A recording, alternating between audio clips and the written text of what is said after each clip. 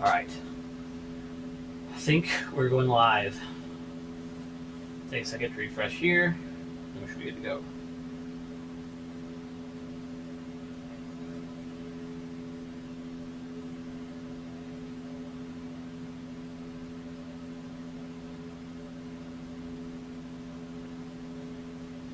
Alright. Welcome back to Sam Industries. So glad if you all join us. We are back in the garage, where I like to be because it's warm and a lot less muddy. Steven's transmission is... Actually, where is it? It's all the way back there. It's all the way back there. Doesn't matter. We've got some things to look at. 357 HDH said, Don't spill oil on the bench. We're off to a bad start. We'll put it that way. Steven's got it kind of under control, though, so I think it'll be all right. Send it to my dad. Send it to me. Send it to Daniel. Okay, so today, as you might have surmised from the multiple puns within the thumbnail and title, we are going to be talking about transmissions, yes, but today we're going to get into some specifics about gear ratios, the Mazda G6, and a few more things we've learned about this swap that we're going to need to look at here in the next few weeks. And today we are very lucky to have a second G6 we're going to tear open, and we'll look at some differences it has to this G6. This one and this one. This is the Fusion one that we already had. This is from a new car, which we'll talk about a bit more on stream here in a bit. We have a few more people watching, so we can explain some stuff. And then here is the Protege, this is the KL transmission from an NX6/Ford Pro. We have it on the table though, because I need to do some demonstrations with a rod-shifted transmission case. And then after we do some little testing here, we're going to go take Steven's transmission, which is a early 5-speed G series from a Capri, and we're going to tear it down, do some failure analysis to see why it was grinding so much, if it was at all, and then prep his case for modifications, the likes of which we'll be discussing. Right now, I see there's still some people joining in the chat, so I don't want to say too much before people get a chance to see. So for a second then, before we get down to the meat and potatoes of the gear ratio stuff, I think Steve and I are going to go ahead and start disassembling this G6 because it's a bit of a process, and you guys can join us as we do that. I'll switch back to the overhead camera. Then I will give you a sneak peek. That way anybody that's watching this right now, and anybody watching the recording here in a bit, can see what you're in for. Look at this beautiful thing. I spent days making this. This is a massive spreadsheet that I made based on every front-wheel drive Mazda transmission that would interest a Festiva owner, basically. We've got shift type, gear ranges, markets, the transmission itself, ratios for every gear, the final drive ratio. I did all the math to tell you what your RPM is with a Festiva size tire, 80 miles an hour, including if you were to swap the fifth gear over. I've got clutch diameter info. I've got flywheel diameter and weight info for 4 of them. We've got 357 HDH said, I just had Taco Bell. Baja Blast. I would love some Baja Blast right now, actually. This TV's too loud. You guys are probably echoing. We'll fix that real quick with some of this. It's nice to be able to hear them without having to read it. Yeah, well, maybe I'll turn them up again. Who knows? Check this out. VMAX calculator. You now know your top speed in each gear mathematically. You can edit this. If you tell me your rev limit, tell me the size of your tire, the Excel sheet does the rest of the math for every single transmission and tells you what your top speed is. Here's a little sneak peek of some stuff we're doing today, though. Look at this, Mazda 3 G6. That's a spoiler alert. 6 gear, 156 miles an hour. Hello. Oh, how about Mazda 5 G6? 164 miles an hour. You bet your buttons. So we'll get into that later, though. For now, we gotta tear some stuff apart, and that starts with Steven. And I think this time it should start with us actually reading the service manual, because as we learned last time, there's a particular gear you want it to be in to actually come apart. What gear is that? I don't remember. I'm gonna look it up for Steven on your behalf, Steven.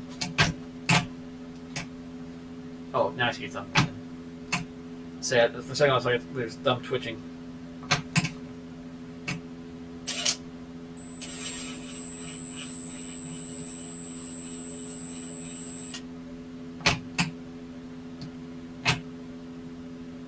Operation Charm.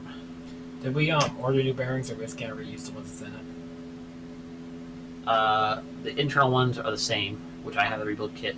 Mm. I ordered one full set of synchros. I didn't think you'd want to buy them, so I only bought one for me. I'm sure. And I bought at least one set of cap bearings. I think I bought one of the big one and two small ones because the big ones are $68 a piece. The small ones are $30. So. And there's a very good chance they're fine anyways. Right. Especially between all three transmissions. I mean, the ones I've already touched felt fine. This one felt fine.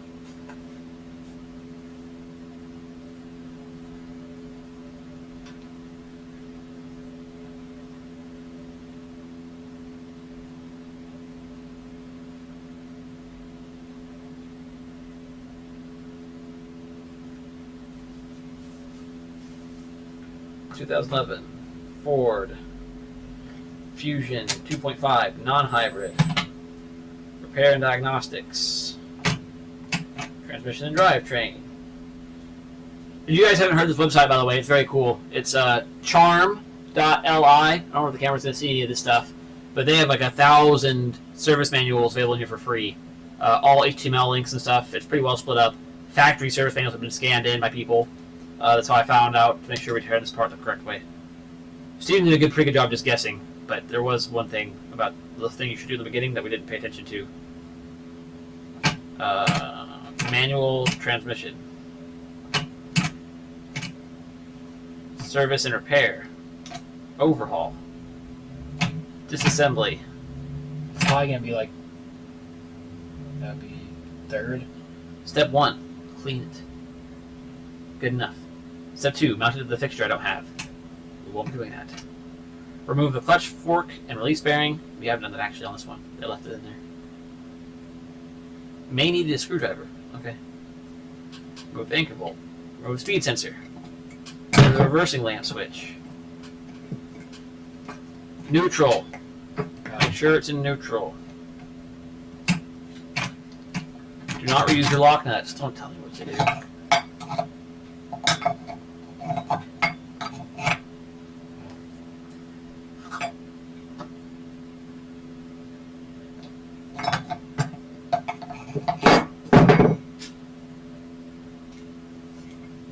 Oh, we need the gear puller again. Oh yeah. I'll go find that because I don't know where I put it after we used it last time. Hopefully I put it away. That wasn't this far.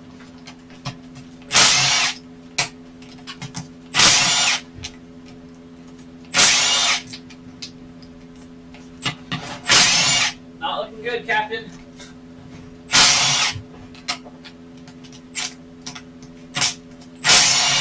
Also, really quick chat before Steven makes more noise. Do you prefer the top-down view to get an idea of what's going on mechanically, or would you rather me and Steven be in the shot as your friendly hosts so it feels more human and less like a weird instructional video? I don't know. You guys let me know. I like both. Sometimes I like to see all the mechanical stuff, but sometimes it's good to have a human face instead of just the back of my head. Hello. So let me know. We need like a 5th oil pan or box to put all this stuff in. Okay. So we'll have that cookie stuff in it. Well, A lot of the stuff we're not reusing anyways, so. right, but I'd like to keep it track of it at least. I don't know, maybe we will use a bunch of it. Maybe I want to just keep mine cable shifted. I have cables for the Fusion still. That's how you want them.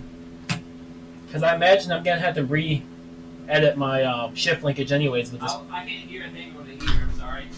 Yeah. That far walk away.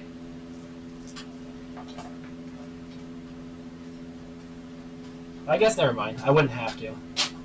Well, maybe a little bit. Might have to modify the shift linkage a little bit since we're going further over. What do you mean further over?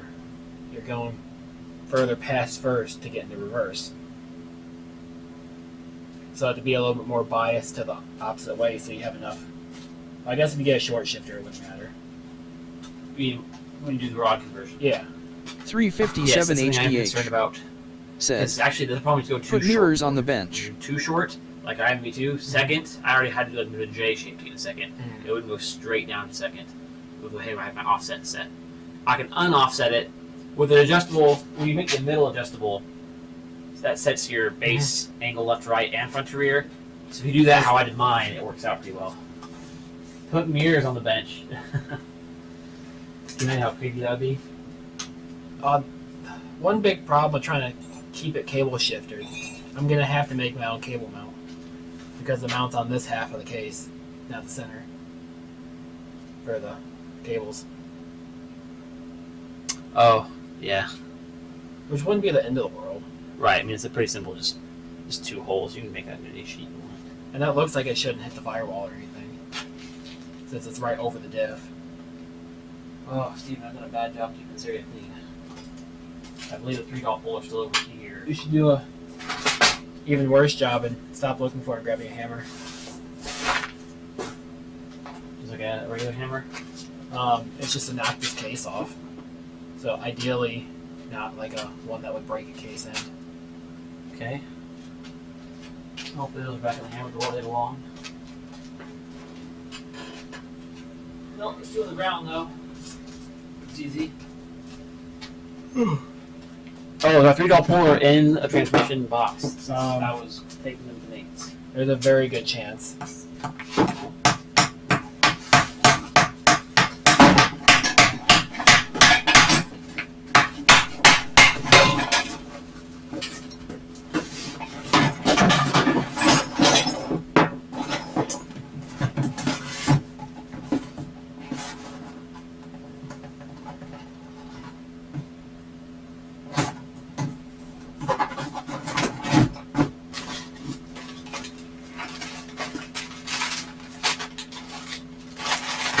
This bearing spun in its housing just a little bit.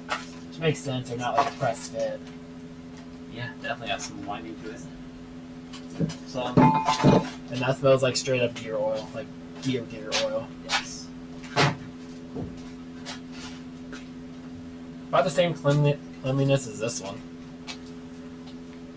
Given No it's, big signs of carbon synchro wear. yeah, given it's dark, it definitely has carbon synchros, just like the other one.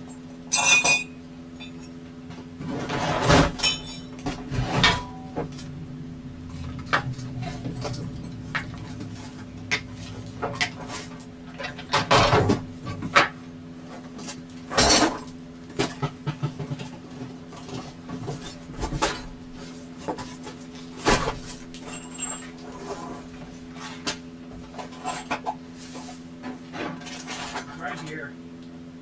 Okay, good job.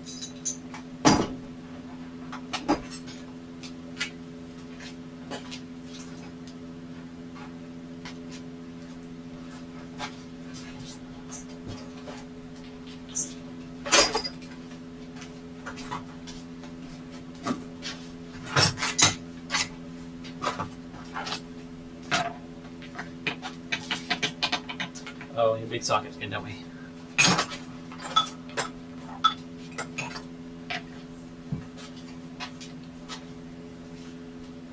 That's to go with that case.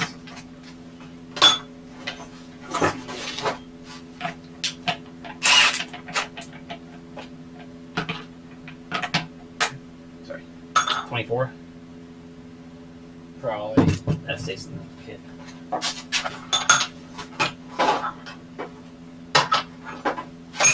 Alright, everybody go share the stream with your friends. That way I can talk about these gear sets. All one of you, Actually, since no. I'm watching my own stream. It's not. Although 27 is close enough. It's probably something weird, like a 25 or something.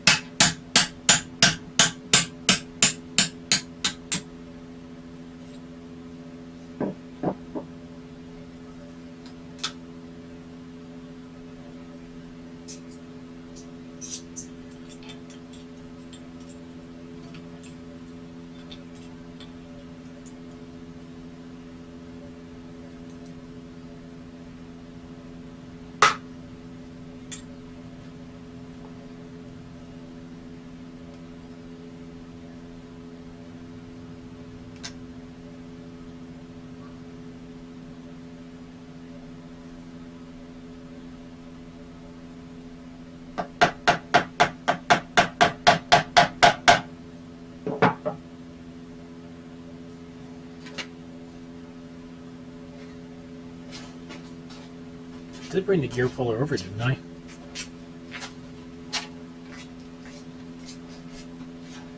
I think so. Yeah. Oh. Alright.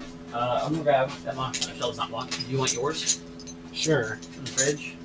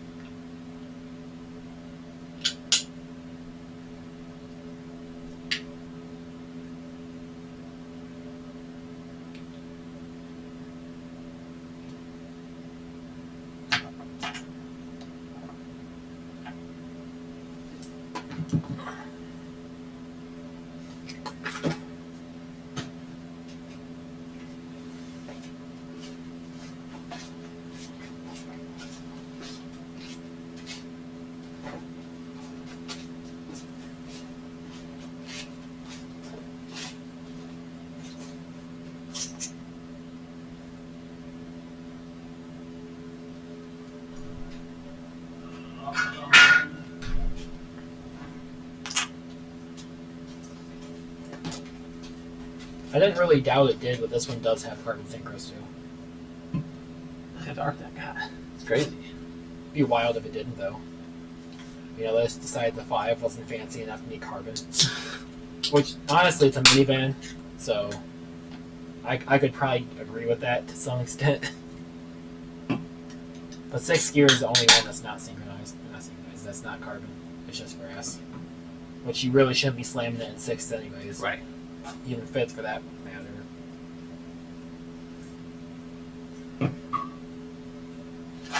This rag will burn real good.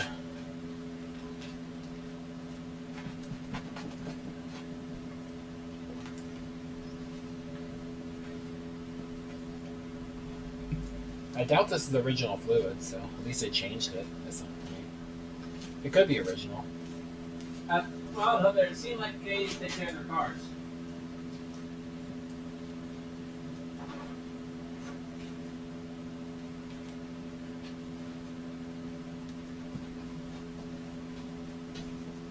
That's not good enough. Now, which sensors do I need to take out first? I think all of them.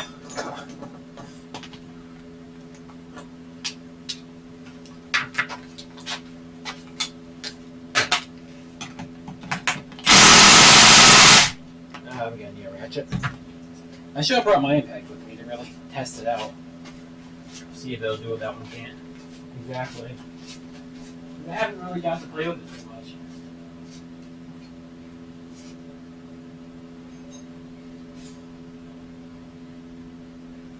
Oh, here. probably get your long boy one in here.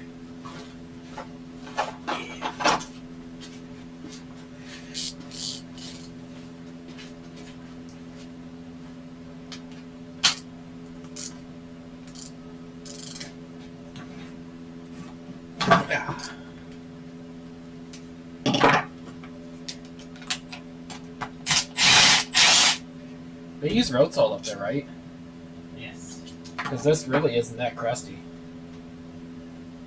I had the same thought when I was listening.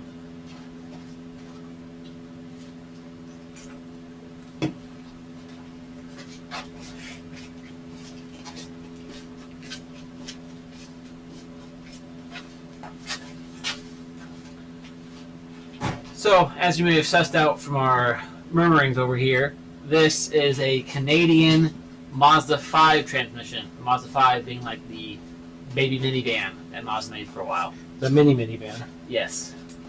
Not a microvan. Which I kind of want one. I kind of like that. They're nice. I do eventually need a more reliable car than a Subaru, so. It's on record now. I mean, I've never once claimed Subaru was reliable. Yes, you have. You kept trying to say, no, this one's pretty good, when it wasn't. Pretty good doesn't mean reliable. I've never once said Subaru's reliable. Because it's never been reliable. At least not for me.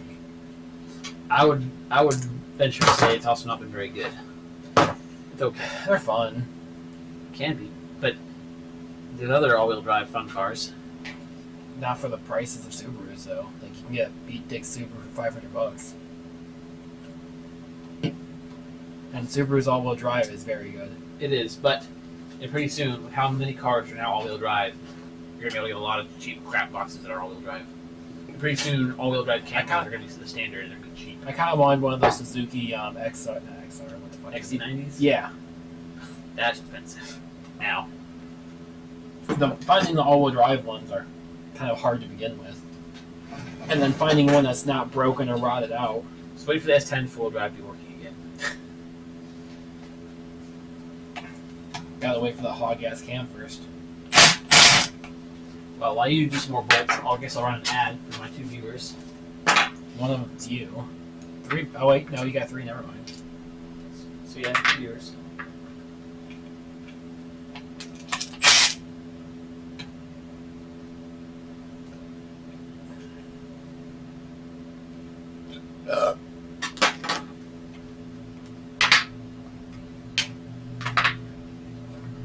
This was one I was going to get very technical on too. I thought we'd get more people today. Since it's Saturday at 5:30. That's why I thought about Friday at 10. These people just have weird times. What, they have better things to do on a Saturday than watch 2 30-year-olds mess around with old transmissions in a garage? I got a year and a month left till I'm 30. Yeah, same. Michelle doesn't. She's worried. Be careful. Talking about Michelle being 30, she's probably watching. She's the other viewer. Well, I hope she's enjoying this ad. Oh wait, no, she's if she's broadcasting on mine, she's on my family plan. Yeah, she's so screaming. Let me get one of those clean ones just for my hands. Oh, rags. Yeah. Would you like a glove? I know as soon as I put one on, it's just gonna rip the first time I touch anything. I don't like those. No dexterity. I mean, How finicky are you getting in here? Okay. Hey, 7 viewers. We can talk about transmissions again.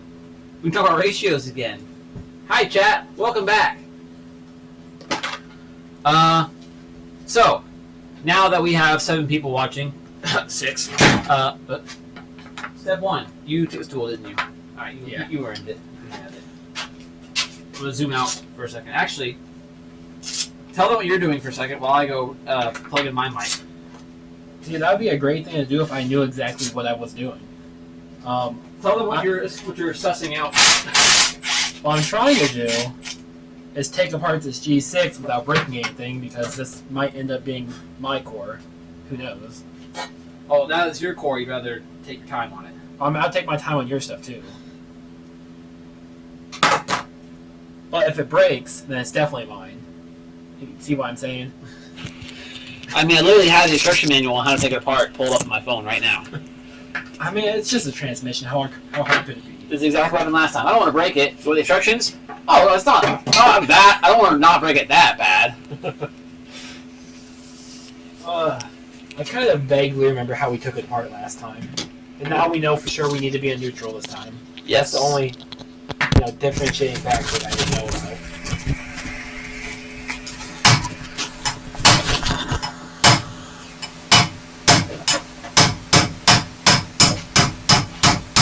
I don't know, I really want to stay cable drive with mine just because, something different. But no matter which way I go, I'm going to have to modify my shift linkage. I'm either going to have to make a bracket for cables or somehow figure out the right position for a rod shifter. Find out the right amount of short shift I need to get the most amount of range. We're doing that anyway. So it's like, we're going to work on my car. You can do it on your car and actually learn once instead of reading it twice.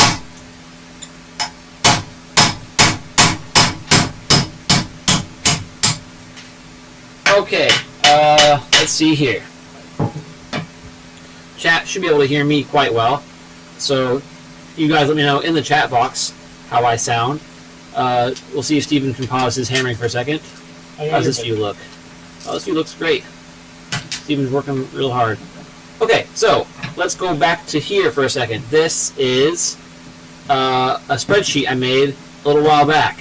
Actually, while I'm in here, we can even keep an eye on Steven's progress real quick by adding in our camera. Is a little while back, literally just last week. Well, I've been working on it for a while. Oh.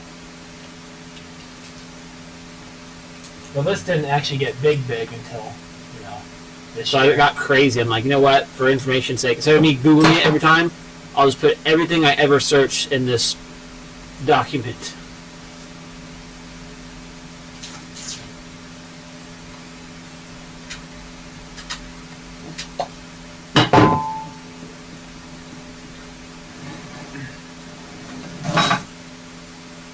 I probably will just do a shift shaft just because that's how Festiva is already set up. Yeah, it does make life easier. Well, see, that's the thing though. Keeping a cable shift, you don't really have to modify much of anything inside. Besides, we're going to have to lay the parts, but that's, its own thing. Like, there's no modifying the shift ball thing or anything like that. You just put the center housing on the... Actually, no, would that... Yeah, you just pretty much put the center housing and re-shim it to our front housing. Right. So that's the easiest solution in terms of, internal work. But then you have a load of external work you have to figure out. A lot. I wouldn't go as far as saying a lot. Alright, well, here we go. Here's our spreadsheet. So, what Steven is playing with right now is one of these. This is a Mazda 5, oh, sorry, not one of these, one of these. This is a Mazda 5 G6 from a 2012-2014 Mazda 5. This is a Canadian transmission, but the same trans was used in the USDM model as well, along with many European models. This list is a huge spreadsheet of basically every Mazda transmission ratio, some clutch information, some flywheel information, maximum velocity calculator, aka Vmax for velocity max in miles per hour. This whole spreadsheet's interactive. It's not open to the public yet. I need to figure out how to make it not super editable. But what you can do with the spreadsheet, you can come in here, tell the spreadsheet what your rev limiter is set to in your car, tell it what size your tires are, and then it will do the math for every transmission in this list and tell you top speed in every gear. At the top of the list, I've done some math by hand to also tell you your RPMs when you're driving 80 miles an hour with a Festiva size tire. So this is a standard stock size for a Festiva, 21.1 inch overall diameter. So that's your stock 12s, the 165/55 R14s for your 14 wheels, and 165/50 15 for those running 15s. A lot of you may already be familiar with the fifth gear swap that you can do to the G5. I have done the math for those as well. So the fifth gear swap the 717 gear, that's how much it drops your RPM. Then over here in this column, if you have the super rare diesel gear, which is currently available from the festivastore.com, you can see how much it drops your RPMs even further. So let's talk about transmissions and gear ratios for a second. For Mazda transmissions, generally, you have your final drive ratio. So that affects your entire transmission. Your final drive is across the whole range. That's your differential. Your differential determines your final drive ratio. The Festiva has the smallest final drive of any Mazda basically made front-wheel drive. It's a 3.77 final drive ratio, which is crazy. That's because our tires are tiny. With tiny tires, you need a taller final drive to keep your revs to be in the right range for economy reasons. As you go up in size of vehicle, or you need more acceleration, your final drive ratio gets shorter, aka the number gets bigger. So that's why when we swap transmissions, typically our fifth gear cruising RPM goes way high. So now when we're cruising in fifth on the interstate, our engine's working harder, which we typically don't want. But the advantage is the bigger transmissions are often stronger. I won't go through all the transmissions of the list, but if you follow this little chart for final drive ratio, you can see the transmission we normally use, the 5-speed Cable G from the Capri 9194, has a final drive of 3.85, which is a good bit higher than 3.77 we're used to. For those of you using the hydraulic G series from like an Escort GT or Protege, etc., those use a 4.105 final drive, which is even worse. When Steve and I started this project with this G6 6-speed from the Ford Fusion, it's super awful, 4.388. That is a terrible final drive ratio. The benefit, the only good news, that the 6-gear ratio is 0.68, aka it has the diesel gear that's so sought after. So that helps drop it down a bit, so it's at a low 6th. We end up with a cruising 5th RPM of 3,800 in 5th, or 6th in this case, which is still a lot higher than the factory 3325 of a Festiva normally. Or, if you have a Capri transmission with the best gear swap possible, that's a 3325 as well, or a 3525 with the more common 717 gear swap. Still a long ways away from 3800. That's when I discovered the Mazda 5 also used a G6, 2012-2014 Mazda 5, but you can see here the ratios. There's the Fusion's ratios in this column.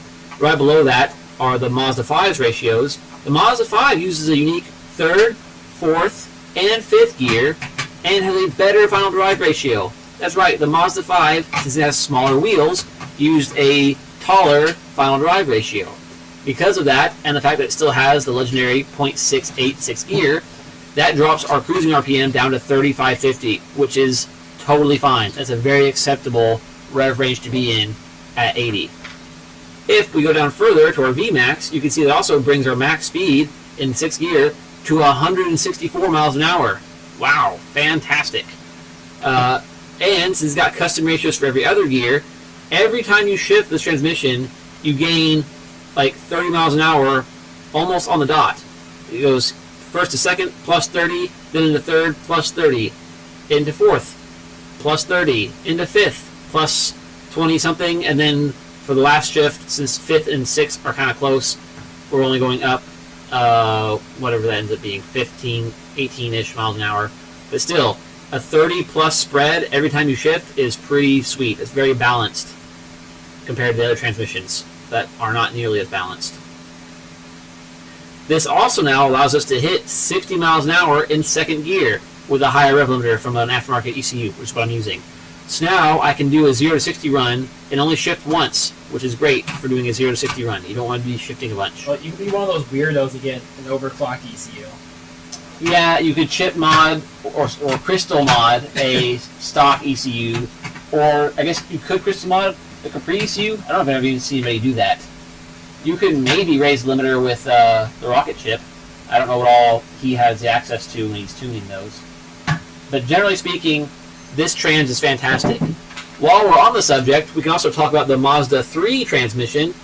We don't talk about it very often because the Mazda 3 had so many engine options that it's hard to get the right one. The only one that has a G6, it has to be a 2010, 2013, It has to be the naturally aspirated 2.5 4-cylinder engine manual.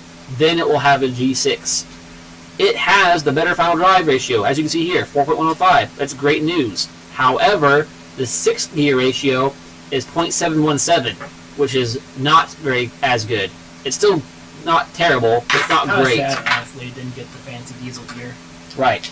So, what that means is, if you want the best possible transmission to do the swap that we're doing right now, and you want to follow the guide video I'm making later, you should either A, buy a Mazda 5 transmission, but since they're so hard to find, instead you can find a Mazda 3 one, and then go to festivastore.com, buy the 0.68 gear, and swap it out, and then you have something very similar to the Mazda 5 trans. Again, second, third, and fourth, or third, fourth, and fifth are unique for the Mazda 3 as well, so that changes your mid ratios, but some of you actually might want these ratios more. There's an online calculator that will show you the spread of your speed in like a nice chart format, so you can kind of see how it ramps up.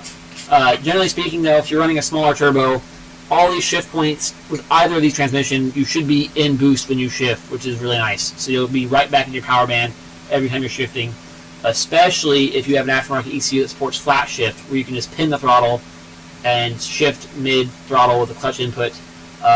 This should let you stay in boost, stay in power, shift hard, make max torque. We can talk about this more in depth later, or we'll talk about this more in depth in the guide. If you guys have any questions about some of these ratios and what this means for you as a Festiva or MX3 or insert Mazda here owner, I would love to go over it and show you guys how some of this math works, because I'm an engineer at heart and this stuff is cool, if not a bit nerdy. It's not even at heart, you like legitimately are an engineer. Yeah. Like, you're certified. I'm a degreed engineer, and this is what half engineering school was, as a matter of fact. Which is, it's nice I'm actually using some of my schoolwork in person.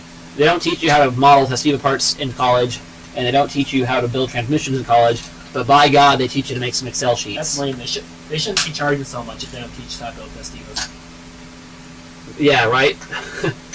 Bring back Festiva school. But there's some other questions I want to ask of myself and of the transmission, such as, can I make a better way to shift into reverse to not accidentally hit first and second? So today, I want to open these transmissions up and test some stuff like that.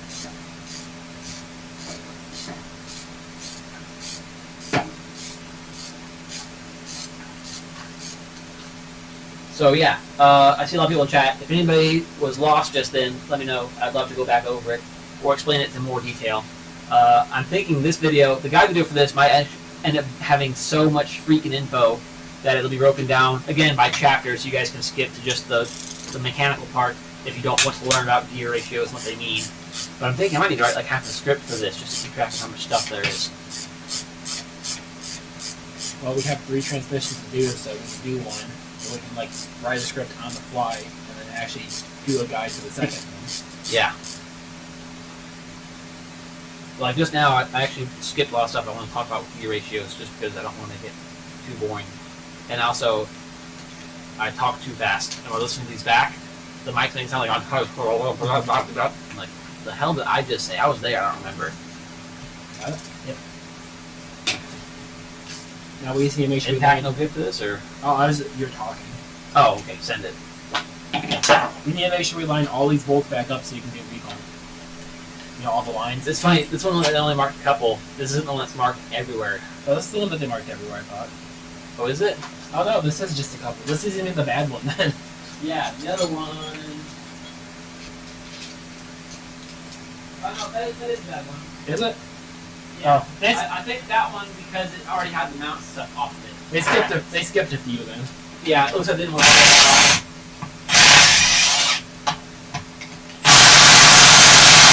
Hang on, use a big battery. That's why it's not. One of my small batteries died. It just wouldn't take a charge. One of the ones I got with that kit. Oh yeah, that makes a huge difference.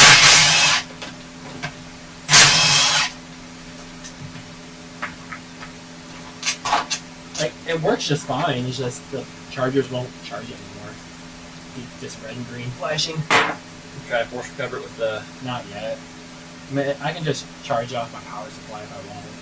But it's just one of the small little, like 1.5 amp hour batteries, so really no huge loss. I mean, the capacity's probably quite a bit lower at this point, so it's almost not even worth trying to save. Yeah, 4.5. Yeah. I mean, I could probably just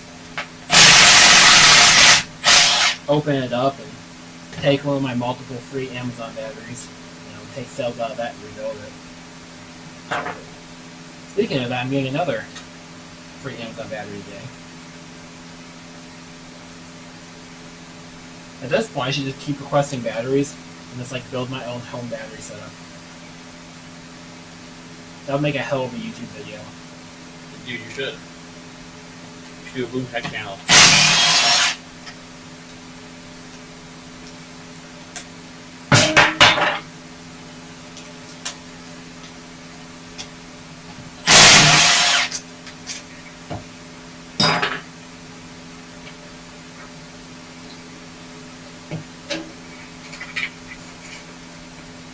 Stops away. I need a 24, I think.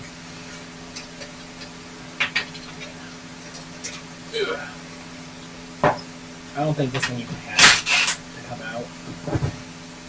But, yeah.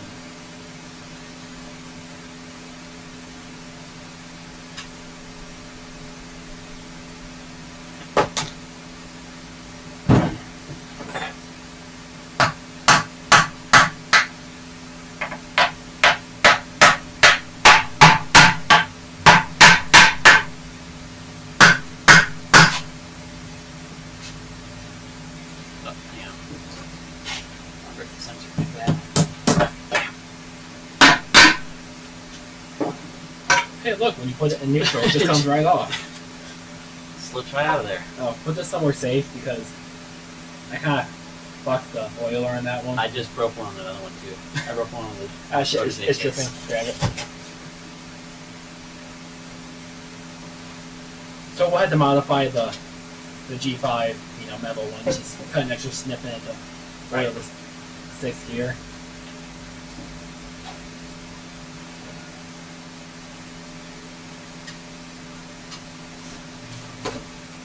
I know it's a little late because that's extra gross. Yes, I'm going to put mine back on because I need to touch the computer again. Yep, actually that's not too bad.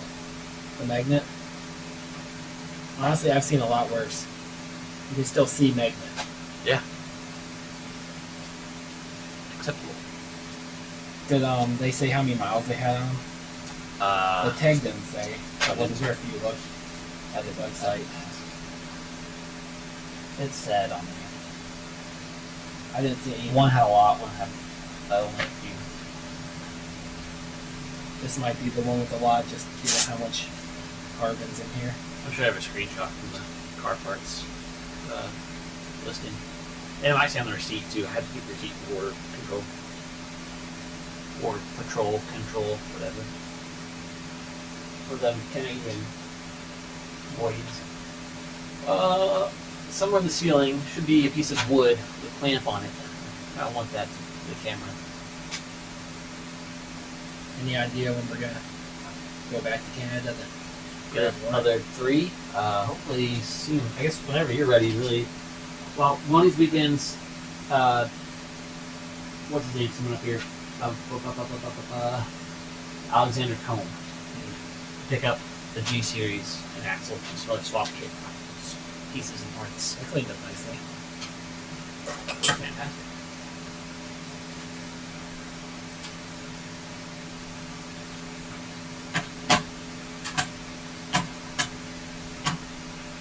Robert Kitty 3 said, Dad and I are wondering if you can talk about the benefits of doing this and the Miata alternator upgrade.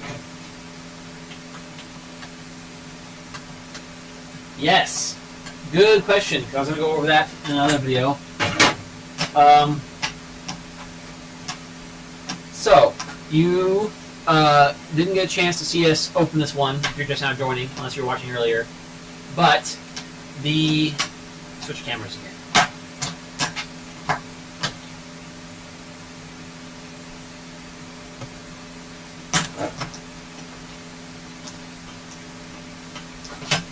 So, you're asked about the benefits of the 6-speed swap and then a Miata alternator upgrade. So, Miata alt upgrade. I personally wouldn't use the one from the Miata. I would use one from a Kia Rio because it's a little more bolt-on. But basically the concept is Festiva alternators only go up to 70 amps. Most are 50. A couple of them are 70. Versus a Kia Rio, a few Mazda MPVs, RX-7s, some Miatas use a 90 or 100 amp alternator. So just a little more amperage while still being basically bolt-on. The only difference is some of them, instead of the bolt going in from the left, the bolt goes all the way in from the right with the nut on it. So instead of a 100 millimeter long bolt, you'll need to get a 110 millimeter long bolt. But the upgrade there means you get an extra 30 or 40 amps worth if you need the extra power bump. I've never needed it. Even with my big sub, I had a tiny battery, a big sub, and a big amp, and the 70 amp did just fine. The only problem with swapping the Rio is it has to be a large nose. Because you have to swap over to rib pulleys. You can get small nose rib pulleys. Can you? For the primary? I think so. Maybe not. You might be able to just swap out the alternator pulley too. Yeah, I think you can use an RX-7 pulley. And if you're small nose, you definitely want like an MPV or RX-7 alt since they're guaranteed PV belt. But yeah, the upgrade there is just more amperage. I don't know why I keep looking at the mic still looking at the camera. I don't think your idea is going to work. Because when I put it even the slightest bit, it just completely blocks out going sideways.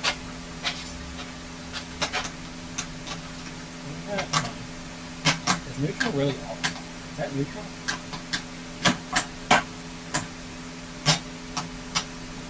Okay, that's reverse. Robert Reverse Kitty is over, 3 up. said, "What year Kia Rio?" Anything we do with Kia Rios is going to be 01 to 05. Because the 01 to 05 Rio uses the A6D and A5D, which are basically Gen 3 B6Ds. There's actually one just off camera. Actually, you can see it. So right here, this is a Kia Rio A6D right here. It's the one that uses the MeTech engines. Yeah, so here's one right here. The alternator is off it right now, but it fits Festiva because the block is the same. It's basically, externally, this is a V3 block. It's the same length, same offset, and all that good stuff. If you have a large nose crank engine, you can even use the crank pulley from this because they're cheap and brand new online. And all you need is the water pump pulley. So you need to replace your water pump pulley with a rib pulley.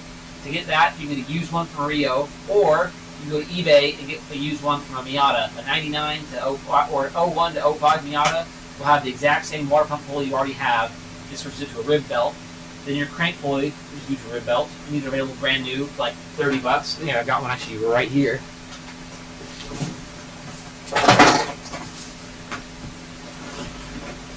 Yeah, look at this. This beautiful thing right here. This was $32 shipped from eBay. So double ribbed, large nose, dampened, so it's actually a damper pulley with some extra weight to it. That bolts right on to any large nose V series engine. So that's a nice little upgrade, especially because it's off they're rusty. Then you get the ribbed belt for your water pump on eBay from a Miata 90 or 2001 2005, and then a Rio Alt. Switched over to that size belt. It's still a same size belt. It's, instead of a 15350, that would be a, hang on, belt numbers universal. It'd be a 350K4 for a 35.0 inch long belt with 4 ribs. 350K4. There you go.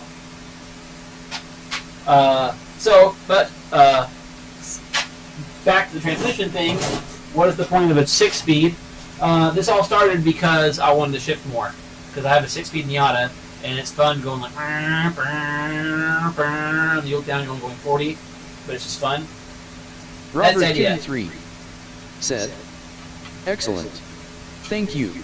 You're welcome. So the idea was I just wanted to shift more because it's fun. It's funsies.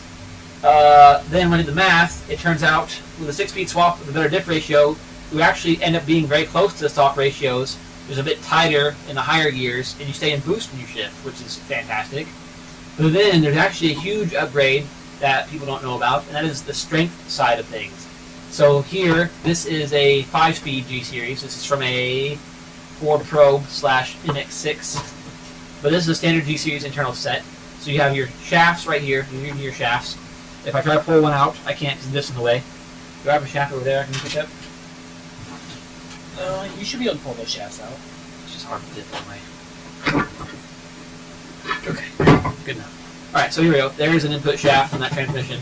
I don't know what the best way is to see with all the background and stuff, but there's two bearings here. There's a bearing here and a bearing on top. Those are the only two bearings supporting this whole shaft. So when people blow up G-series transmissions, it's often because they're stripping out third gear, which is right here in the middle, which makes sense because the further down the middle you go, the more the shaft will flex under power. It's like your contact point here, contact point there. It's going to bend in the middle. It's going to bend through those bearings. Oh, I just noticed another upgrade. It has steel shift ones instead of aluminum. Yeah. Only one though, right? No, all those are steel. Well, all three of them are. They look like it. Yeah. That's we noticed that last time. Because there's one on the 5-speed that's steel, right? Just the one. All the ones in this box are aluminum. Oh no, there's one steel one. Yeah. That's second, third, I think. So. Get in there. All right.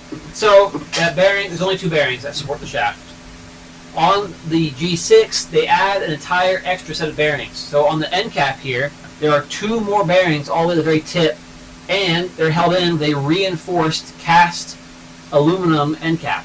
This adds rigidity to the entire case, so this keeps the case from flexing, and then it retains these two bearings, so now your shaft spreads the flex from one point into 2 points, so it cuts the flex, like basically cuts it down by 2/3, theoretically. So now you're much less likely to strip a gear out. The shafts themselves are supposed to be stronger because the factory transmission that goes on this, or factory engine, is already 180 horsepower before modifications. So it's meant to support at least 180 right out of the box. A lot of that's from the extra case strength, the extra shaft strength. And kind of on, can't think of the word, brain spot. But since you have a higher final drive, you can be a lot less torque on the diff man. That's true. And the carriers are bigger, which we're going to be kind of undoing part of that later. But a bigger carrier from the factory and stuff. But that's the big advantage right there. You have a whole extra bearing stack, a much thicker end cap that supports that bearing stack, and the shafts are much less likely to flex. The entire case is a lot stronger. The whole case is less likely to flex. And that's actually also true for the later, like 2000s 5-speed D-series, which you can borrow parts for this swap to make a super hybrid trans that's the strongest you can get. There's also an even like hidden but very beneficial thing. This is something that Honda guys will pay $600 for. I know because I had to check last week. These have carbon synchros. So instead of your standard little brass-coated synchro with these little tiny brass teeth that wear out, that's when you drain your trans fluid and you see all those little shiny brass flakes in there through synchros wearing out. These are carbon-infused synchros. So where it meets and meshes up, it's actual, it's like carbon fiber basically. It's true carbon mating. It's a lot grippier, so it makes your shift faster, which means it wears out slower. Slower wear, more grip, you can shift into it faster and more aggressively and still survive. And it has that from the factory. These have factory carbon synchros in the whole transmission. That alone is a $600 upgrade for a Honda boy. And here it is, stock in this transmission. Every gear except 6 is full carbon synchro. Right out of the box, they wear way less. To the point that I couldn't even find a rebuild kit for this. I just don't think they go bad. I don't think anybody's driven a Ford Fusion long enough to wear out a synchro. Brian wants to borrow your scans, right? Sure. If you can find the can has some left. So yeah, so in every single way, the G6 is a stronger transmission. The only thing about it is that it's very hard to get to fit in a cable clutch case, aka the G5 case from a 323 GT or Mercury Capri XR2, which is what we want as Festiva people. But not today, but in a couple weeks from now, Steve and I will be going over and doing exactly what we show you guys step by step, what it takes to make this work. And hopefully I'm sourcing some parts from Mazda Japan to make the process of gathering these parts a little bit easier for you guys. So keep an eye out for that video. It won't be a live stream, it'll be an actual guide. We'll be doing both. It'll be a live stream of us doing it live to give you guys an idea of what's going on, and then we're going to stop, get the recording stuff out and record it for real with like proper audio, proper guide video, some drawings and stuff, some technical information from Mazda. It's going to be a fantastic time.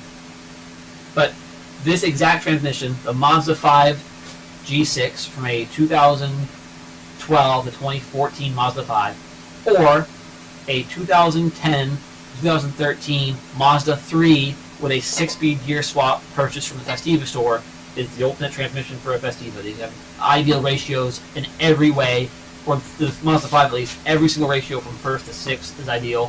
Final drive ratio, way better. You get the stronger shafts, you get the extra bearing stuff. It just takes a bit of work to make it happen. We're going to show you guys how to do that work. But there's also a chance that this ring gear's thinner. Probably not thin enough still, but I'm thinking this one's actually thinner than that one. And that ring gear might just fit right into the Protege case without any extra work. It is. I can just basically see it. We should see if it fits in this case then. Alright, we could. So we don't have to completely tear this one apart. We could just measure it. Show you that calibers. Add. I have it set in my bag. Okay, I got the big ones right here. Short ones are in my bag. Here. Mine are kind of short. That way Mine were out. Like we used them last time we scanned stuff in here. They aren't far.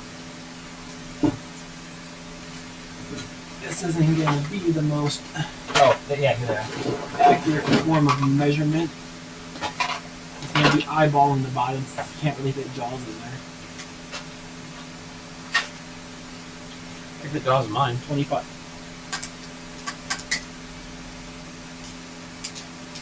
Oh, There we go.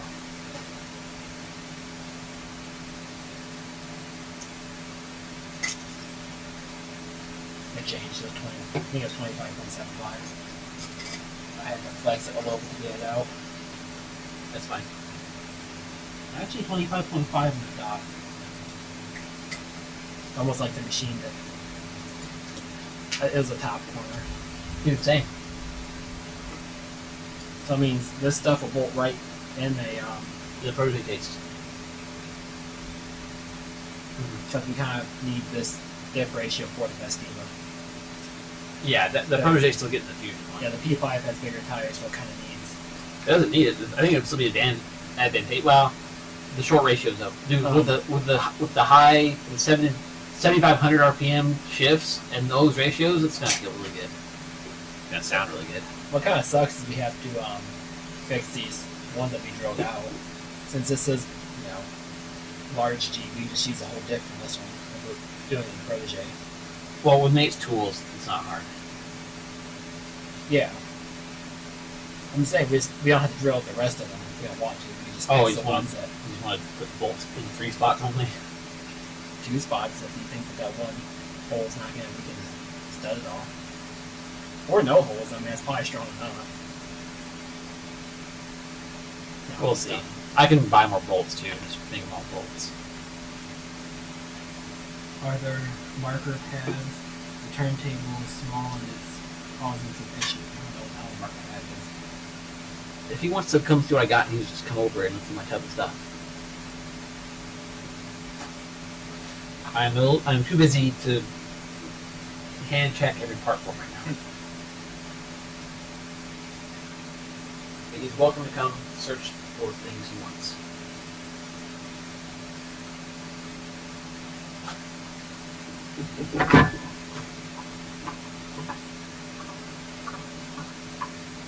So I wonder if having the steel shift forks are going to help shifting. Like they won't flex at all compared to the other one. Oh, yeah, it's the other advantage. It's got all steel shift forks versus on the G5, only one steel and the rest are aluminum.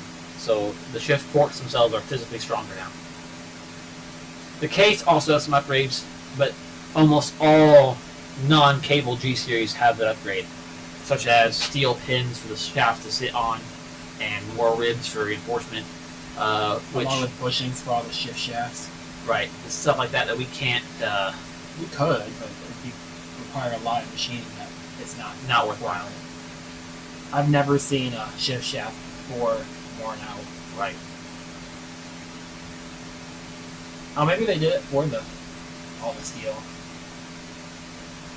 I doubt Could it. be. I mean, it doesn't add that much weight. It might have just helped their machining process as well. They were able to let their tolerances a little bit boosted for the castings. Right, and then rely on the dowel to be more exact.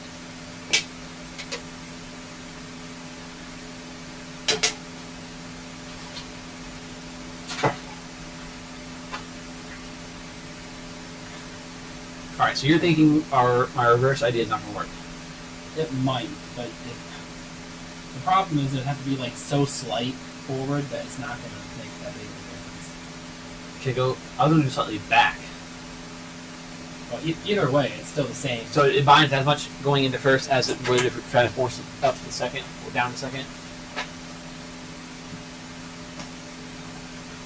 It's gonna feel so weird if it doesn't. Yes, that's reverse. Also, kind of binds right there. Like that should be neutral. I pull it out of reverse there.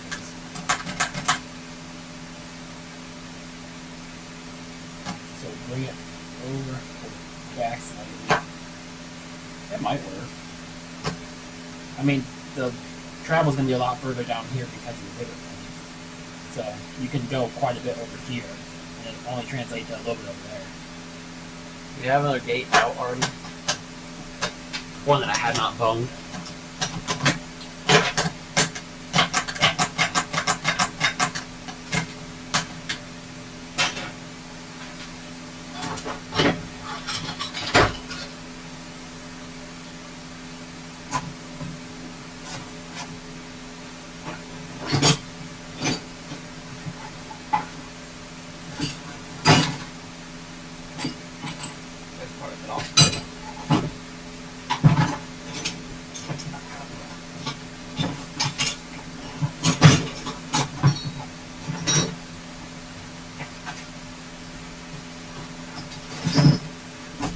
I really hope I remember all this for week 8. Because right now, look at this. I don't know these far. Wow, that was better. I guess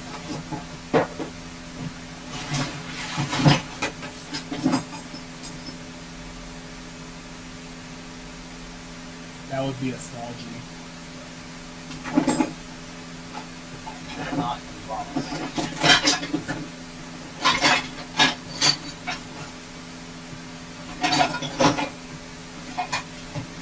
I'm missing a ton of stuff. Oh, this one maybe?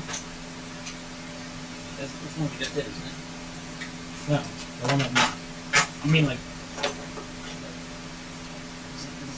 This is the old D6. yeah. This is the future. I don't know where the shift gate is. It's probably in the second half of the case for that transmission since we're doing. Oh, yeah, under the diff. The rod's out though. No, it's not there. What's this one? This is the cable G case. It could be in the cable G case, I guess. It might be. It 'cause probably that was is. the last place we were using it. Okay.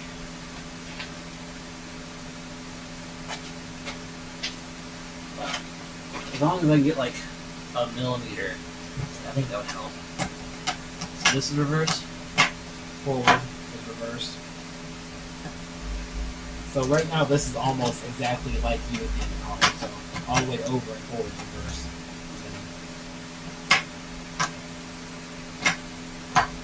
Scalar reverse. A lot of leeway in reverse. Well, that's because the shafts are.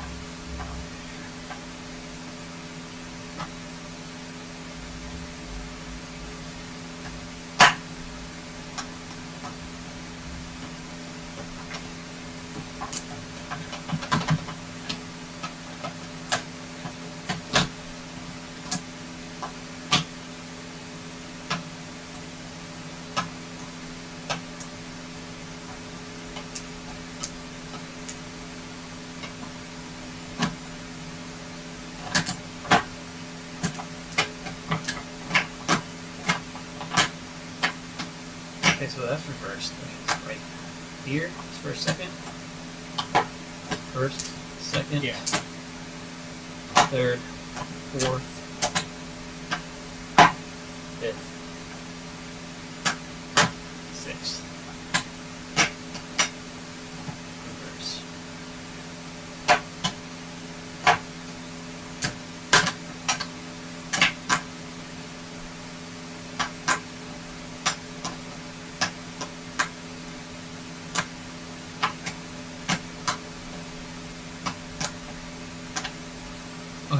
hang on. So this that's click. That's the reverse detent thing.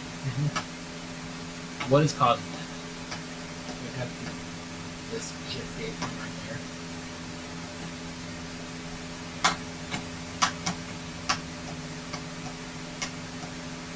Not here. I mean, it could be the center bar rolling through these other shift gates. You know, just a slight misalignment causing it to click.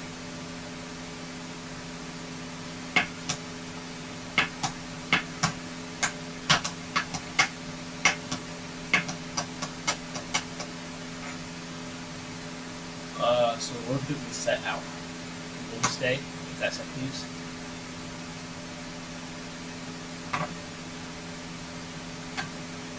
I don't think the reverse gearing this can come out without taking the entire stack out, because it actually has a fork instead of just a little metal bar. I just want if the detent's here, you should be able to remove the set and then still feel that split, right?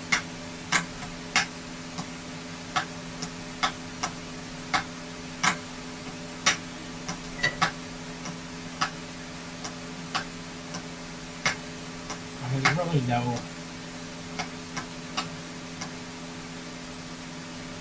And that's just that little bit of a flat spot. It goes all the way this way, right? It'd be rolling through here.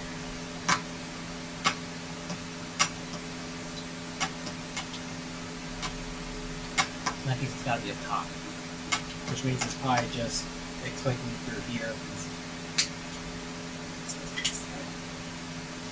Getting this lined up perfectly is kind of dull.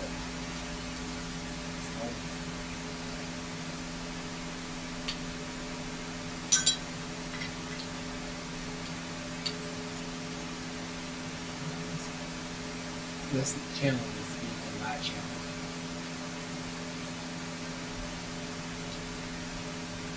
I don't understand how it even got out of there.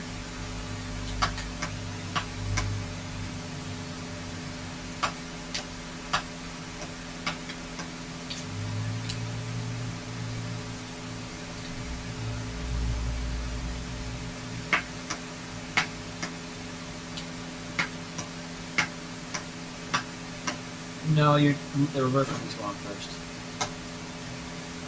That and that one just float over here.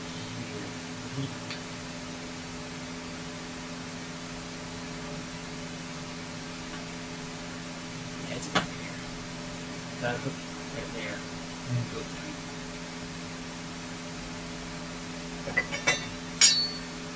It's a hell of a piece. Yes. Oh, ton roller bearings too. Get those extra smooth shifts. Well, what I want is I want to increase that detent rate. That way, instead of you're going first or you're going reverse, the harder that is, you know that's reverse. Honestly, I think it should be fine with, if it added it's going to take just from the shaft instead of cables. Because you got a lot of leverage with the cable shifter because the bar's like this long. I think you'll definitely feel it with just, being how it is. Besides, you have to go over pretty far to get in reverse. I don't think you're going to accidentally put it in reverse. Like, compared to first and second, reverse is like way out there.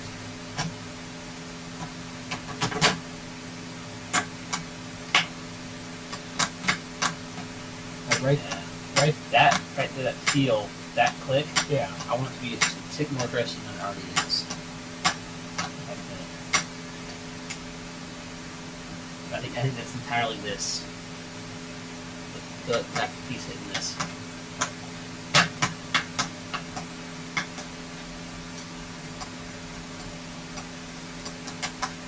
Or it could be down here. Got another ball that's hidden. Oh, that might. There used to be the reverse sensor. Yeah. Try taking the reverse sensor out then and see if. Oh. We gotta break it, don't we? Yeah. I'm sure Mazda has a special tool. I mean, it doesn't matter. We have the reverse sense of technology cases. It's in front of the way. Trying to use this. I mean, it does matter because it sucks. Oops. It's also not a tornado. Well, considering I just seen the whole shaft move.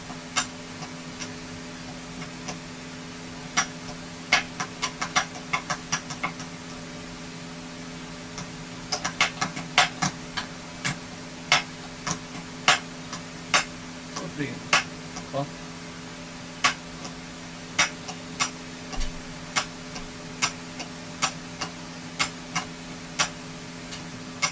Does this shaft have a defense?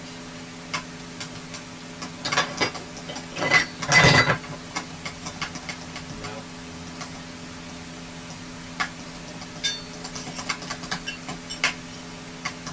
Yeah. So what's making it springy? It's making this springy. Probably because there's a spring in this bit. Okay. Where's that at? Like, even the G5s have like spring. This thing's spring loaded. Is it? It's not stepped, right? No, There's no steps to it. well, there's no defense to it.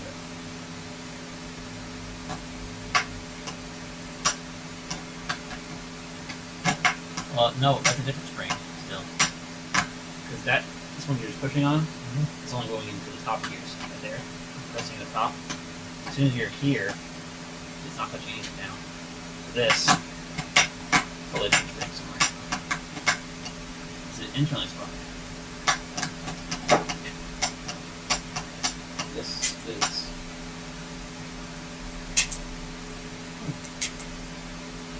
I guess that spring's two-way. Yeah, it's the same spring. It is. I think the shaft of this, or the shoulder of this shaft sits on that. I'll just pull it out by now. You grab the pin here for it. I'm pretty sure the shoulder sits in that washer and it's all worse in both directions.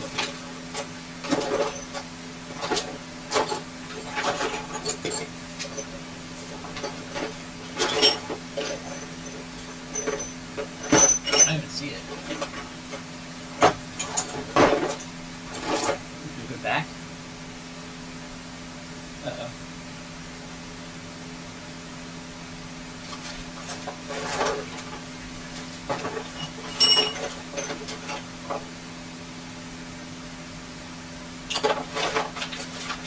I mean, they're the same between all transmissions, so good chance we just use it as G5 here, staying together.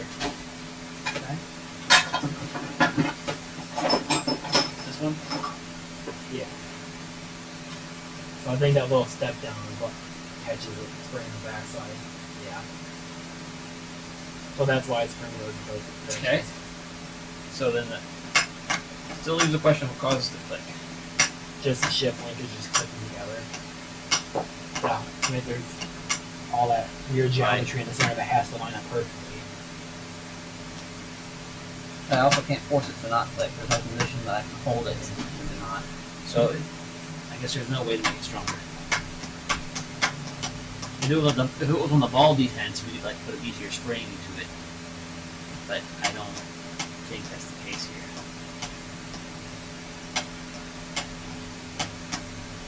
Yeah, because all the ball beacons are out besides that one for the main gate, which isn't really going to help anything. That's just the shafts up and down.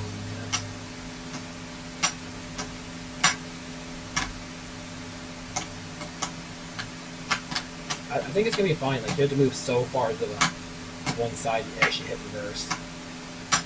You would have to have a super sloppy linkage to even attempt to.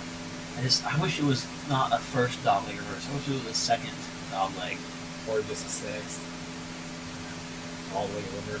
Yeah. It's so much nicer. Because now, like, you're going to actually go into first, or reverse when you're trying to get first. I don't think you will. I think there's enough travel that it's going to be hard to mistake it.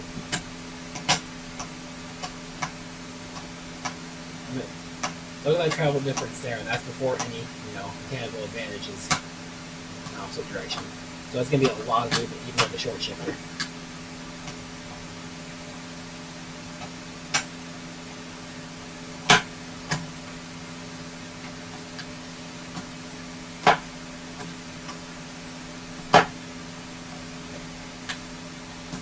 Where's the gate at? It doesn't appear that much different. The gate though. Well, on that gate, that's also with the cables. You know what I'm saying? I think because they have a lockout, they didn't make it as far as the reach as it could be.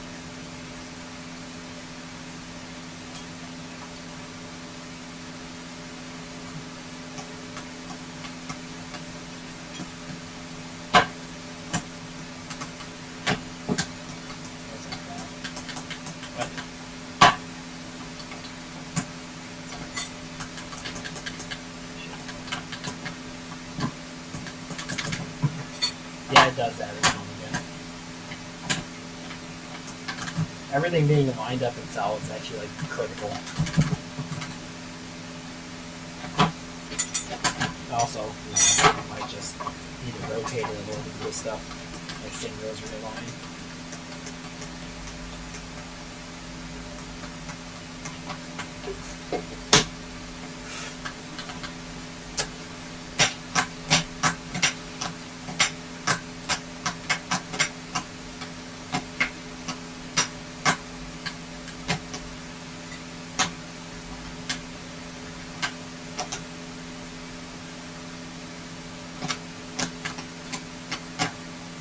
I mean, you could add a lockout to your shifter itself.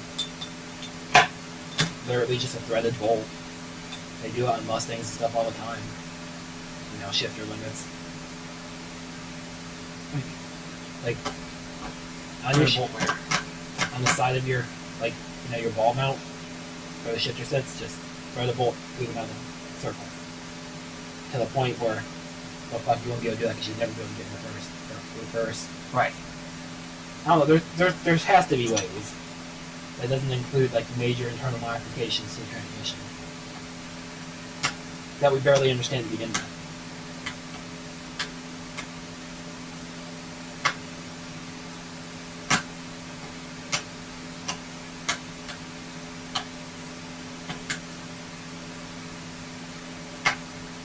Oh wait, no.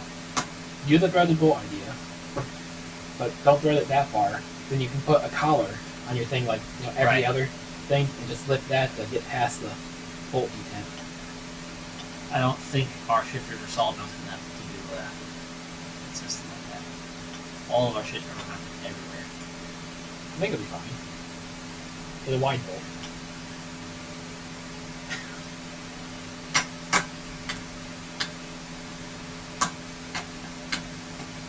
Yes, I'll just learn it, and whoever else drives the car will just deal with this one. I also think it's weird that the getting down to second, or sorry, it's 1, 2, third. Third goes all the way through for whatever reason. No stop for third. In the gate, at least. It must have just been. Oh wait, it might not have cleared the case or something. It had to be a clearance issue. That doesn't even really make sense.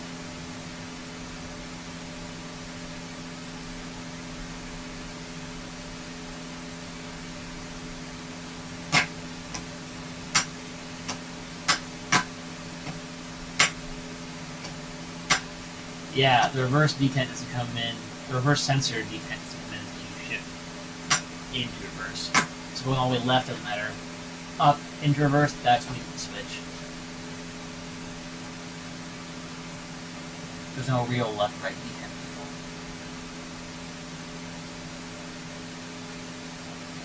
You can have a rubber washer at the very bottom of it. So you can really compress a chunk of rubber. But you're already grinding that section down there. So you don't leave any interference there. This is what you have.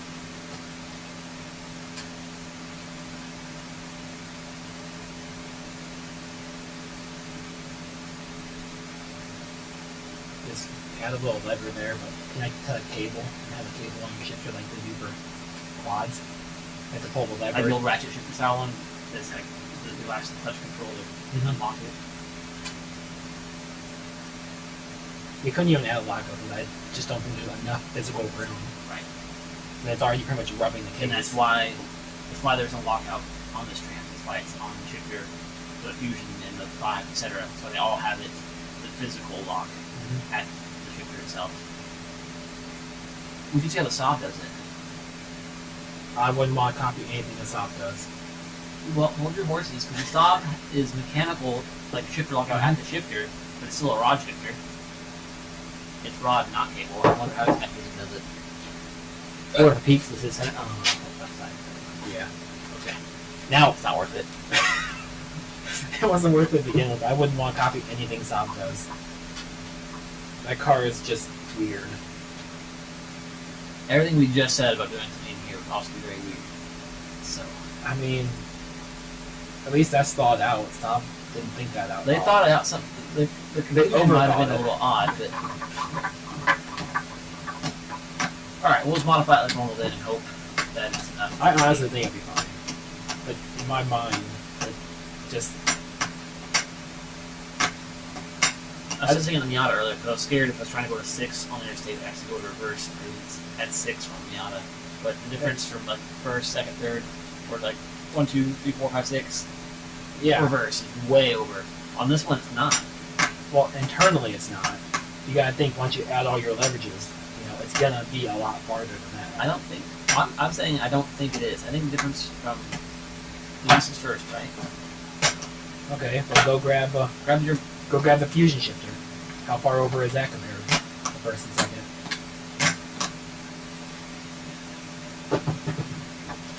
I don't know. Well, You put it. I don't know if you can do it on fusion. It's not gated at the shifter. Oh, yeah. I can see that. We can measure this. If you grab the calipers again, I can push it.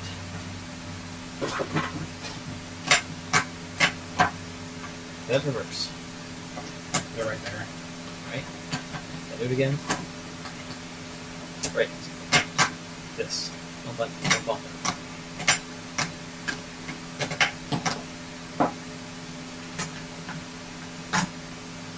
I mean, we could take the synchronizer out of reverse of unsynchronized, so you'll know if you accidentally did That's it. not bad. That was kind of a joke. I don't mind if it's synchronized reverse. You're not going to be able to get in reverse even synchronized. You have to completely stop your flywheel or your pressure clutch disc in the reverse directions to be able to put it in reverse. Yeah, so when you're supposed to do that anyway. You're supposed to wait for the car to come to a stop before it reverse. Exactly. So you're not going to do it on the road. Oh, you mean just sitting there when you're trying to take off? Yeah. If it was unsynchronized, So the only literally, downside would be waiting longer to get into reverse. well, the only time that would actually matter is when you're pulling out your driveway, because you should never have it neutral when you stop anyways. Like at a stoplight, you should keep it in gear. So it's funny you say that. It's actually a very different culture in other countries. Because I mentioned that to Christian, because Christian was driving us around his Kia, and every time they come to a stop at all or slow down, immediately clutch in, neutral, clutch I out. mean, I can't say I do the I was exact like- same thing. I mentioned it's kind of funny. He's like, "What do you mean funny? You should always be in neutral. That's like the law. It's how you drive manual. Like you should never have like your foot resting on the clutch. You shouldn't ride the clutch and throw it bearing." I said, "Yes and no." I said, "It's two different schools of thought. The school of thought that you guys have is that you shouldn't accidentally let the car lurch forward if something were to happen, and you shouldn't wear out your throw bearing." I said, "In the U.S., it's often taught that you stay in gear. That way, if you need to get moving, it's like something's coming behind you, or you need to go, like right now, you are in gear and you're ready just to go." So it's funny that we have those different dichotomies. So in the U.S., we wear through throw bearings a lot faster than other countries. But other countries, It's still like 150,000+ miles to wear one out, right? which But is like this the entire lifespan of a UK car. It's funny that it's just different teachings. That's how they do it there. All right, so this is I mean, I put mine in neutral just because I don't want to wear out the, you know, the crank bearing, you know, the thrust bearing, because that car wasn't really designed to have a manual for the engine. there's reverse, no pressure on anything. 36.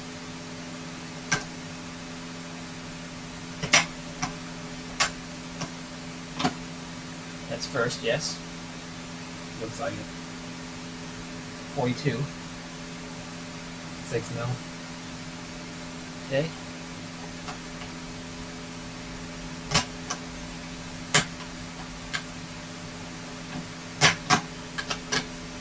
That should be third. 45. It's not even 6 mil. That's That's 3 three. mil. So yeah, Hang on. so that's another 3 mil for 52. what was it, 47 or 46 to 52. Huge gap. Another 6. Okay, so what's your shifter ratio? You know, because you could actually just calculate how much throw is going to be. I mean, it's gonna be a lot, but it's gonna be even percentage-wise. It's gonna be even. It's odd that it's 6 to. Did I miss one? No, because you only have 3 pet. Now you have 4 for the reverse side. Right. You have reverse. How many first, measures does third. it give you? Only 3. No, 36, 42, 45, 46 52. and then 52. So yeah, it's the centered is centered and it's 6 mil from each way from Well, now the I center. got 48, so I think I might have gone in the first twice somehow. 42 to 48, 52 makes more sense, right? No, but now I'm splitting it 6-4. Your original measurements made sense. More sense, to me at least.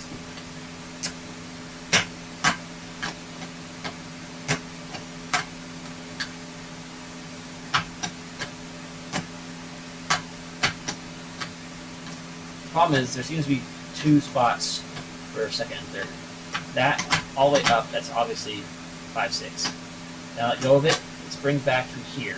It should be second, third, or third, fourth. Right, but if I push it up just a tick, it stays here. If I push it down a bit, it clicks into there. Go down again, that's first, second. Do it again, that's reverse. This is your first, second gear. This is your third, fourth. So right there is third, fourth. 45.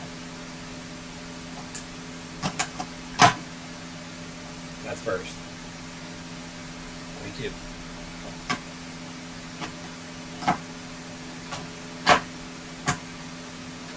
That's still third. You go even further if you're trying to go into fifth.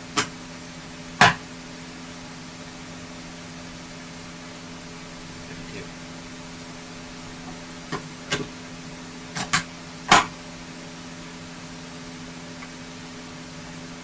46. 42.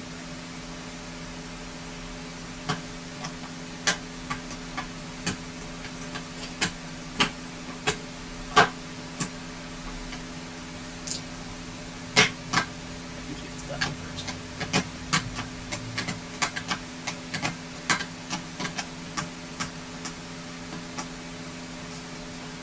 Doesn't it keep going too far then? This one?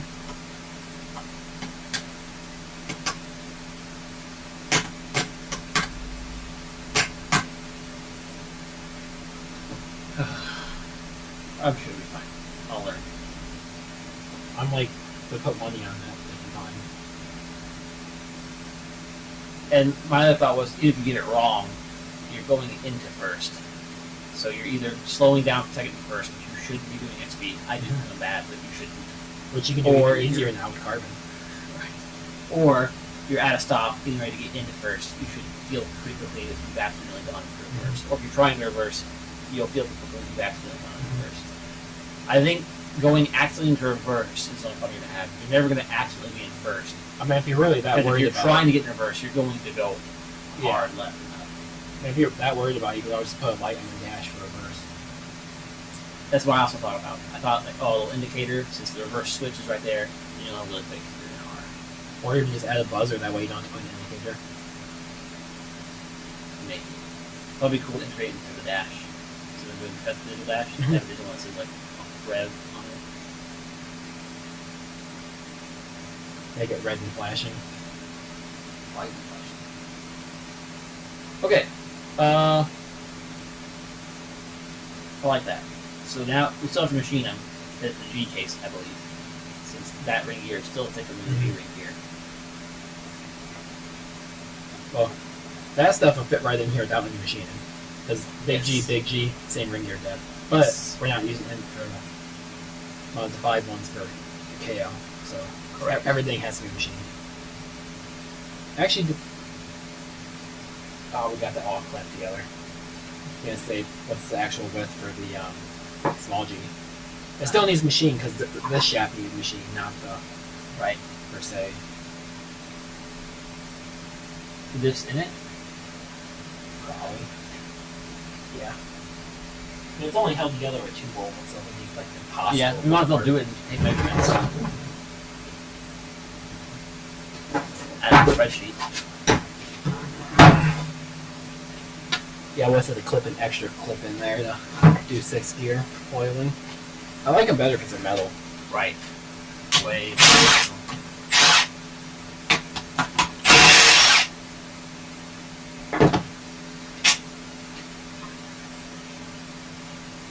Hey, Diff. You got my calipers. Like my 6-inch Johnson. Oh god, that's skinny as hell. Like that's really skinny compared to those. It's really not that big of a difference though. You want to take a guess? 21. 22. 22.25. What's the big one? Why does that seem so skinny though compared to those? It's only 3 mil difference. I don't even know if I can get in there because how bad that This is. side? Oh wait, I think I need to sneak in there. 29.5. That's like a 5 mil difference. That's huge. So the amount we shorten this shaft is going to be different for each case. Because this shaft is longer because that's wider. The diff. Yeah, won't be different for each case. It'll be that shaft only needs shortened for the table case. It wouldn't even shorten for this case? You sure? Positive? Because that diff is, 5 mil wider than this diff. No, just the diff needs shortened. Because the problem is the cup is not deep enough. But we checked that last time. The cup goes deeper on this one versus the table. Just do it with the 6-speed set in that one. I just wrecked that seal. I did it earlier. I did it. I've got new ones. So I mean, we would be absolutely stupid not to change it while we're in there anyways, because it's inside the case. let's put this set in. We pull this out without wrecking it. You'll have to take this pin that, you fought with every single time. We didn't follow that on these though. Yeah, we did. Well, we didn't fight it because I just macho manned it out. No, it's way easier than U6. That's slightly easier. I think these are the wrong pliers for this, but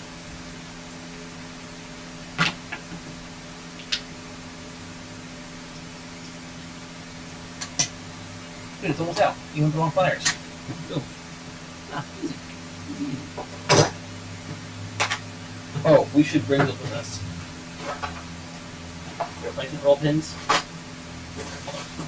Find those while I'm thinking of it. I'll be prepared as possible to go to Nate's house when I forget shit. Oh, we're going to forget something. Not if I forget That's in the zone.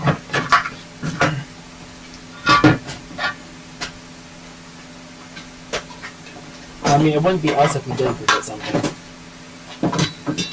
Well, let's beat somebody else, Steven. Let's beat somebody better than us.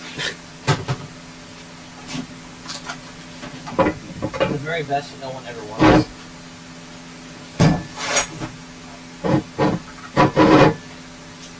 He says, having clearly lost the exact roll pins he wanted. Are we going to clearance the case, or are we going to clearance the diff if it does, or if this does fit? Like, if you clearance the case, you'll have a wider diff, not like that's going to actually fit. No, don't cleanse the case. The case is already sweet.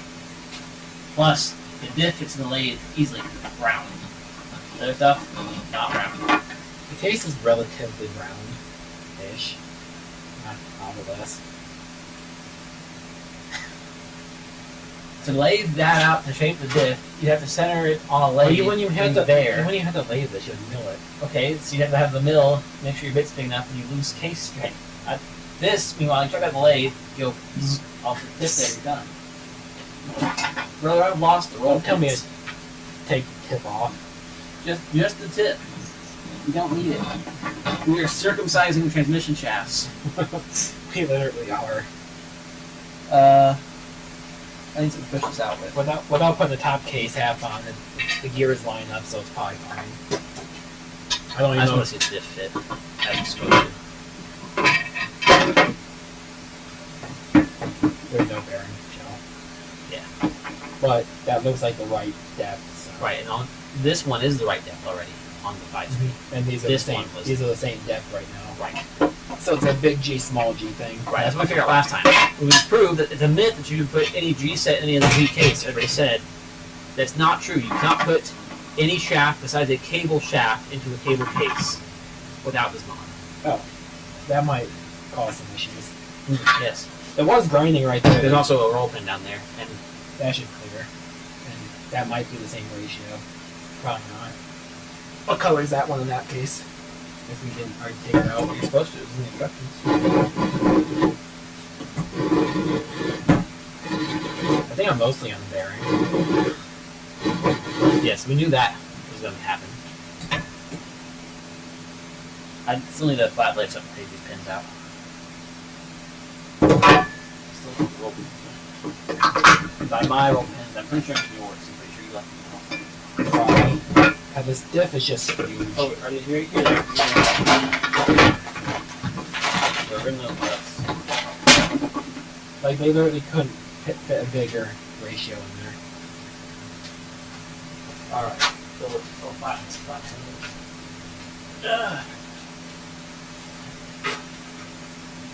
Yeah, let's just take apart more things. Bring it all, make new pieces. I figured that's how it was gonna go anyways. We have to assemble one for the guide, so the other Mazda 5 one over there, we're not going to fit apart. Oh, there's another pin, right? This wants to come out? Oh yeah.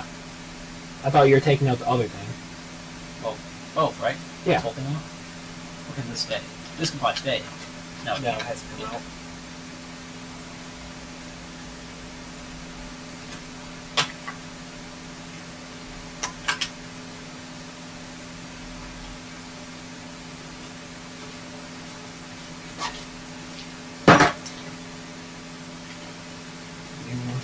I don't think you 100% need to take that fully out.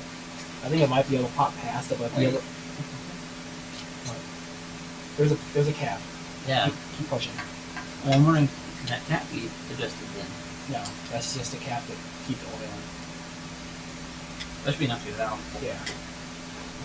So how does the cap go back? You push it all the way out till it presses that little button out. The How button's do I get the separate. cap back forward? You have to push it back forward till it roll pin aligns, so you put the roll pin back in. So I didn't think I pushed it out that much.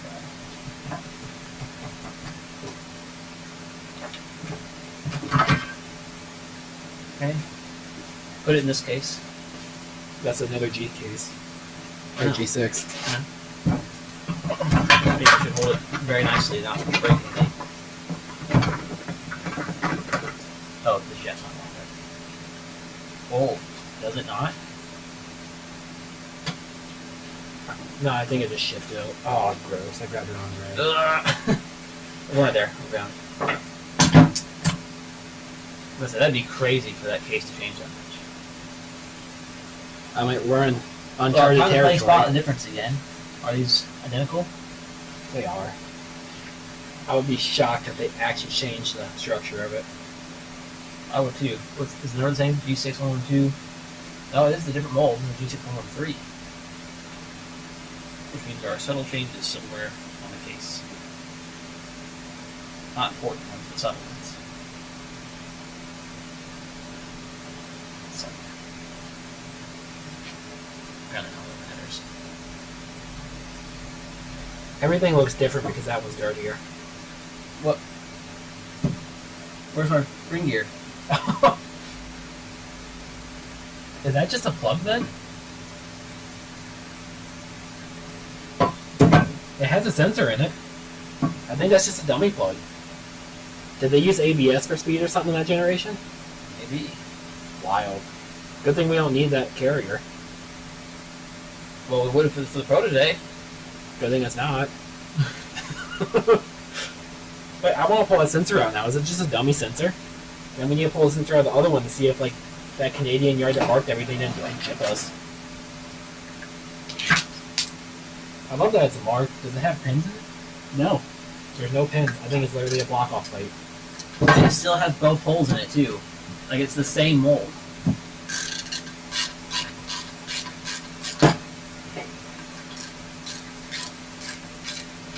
Is the diff the same casting? If I wanted to put ring gear on it. Yeah, it looks like it had notches for the ring gear. It comes out a lot easier when it's short as hell.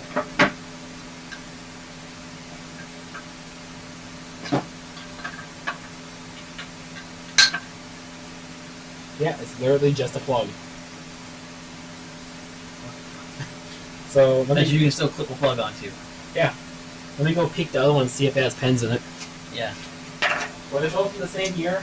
They might be 1 year different. No, this is dummy too. Huh. Interesting. Very.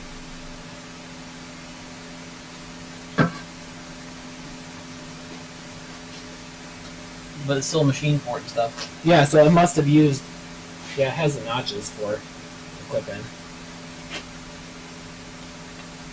I thought they were locked in for a second. Nope, still foldable. Wouldn't be a G suit otherwise. Alright, does that fit the project case without grinding? Probably considering they're the same width. We'll see.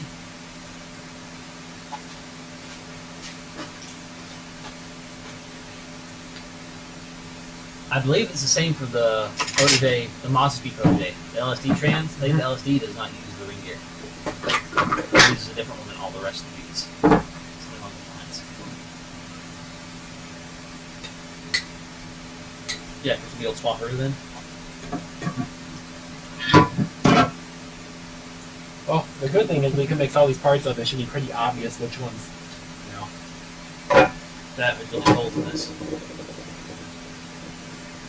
That's not actually the case. I think that's just the,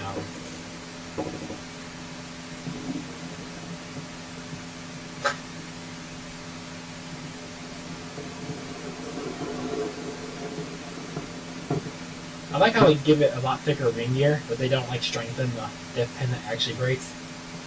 Well, it might have. Maybe the drill spec. Did it like this?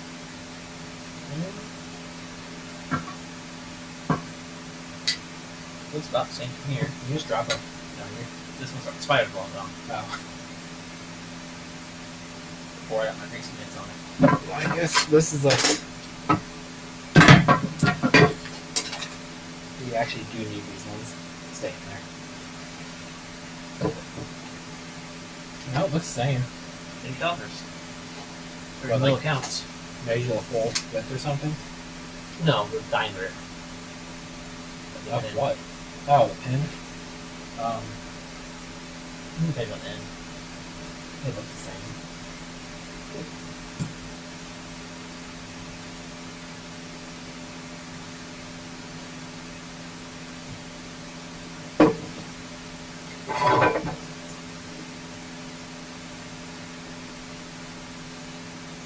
Maybe half mil bigger if I'm actually touching the side of it, not just a chamfer.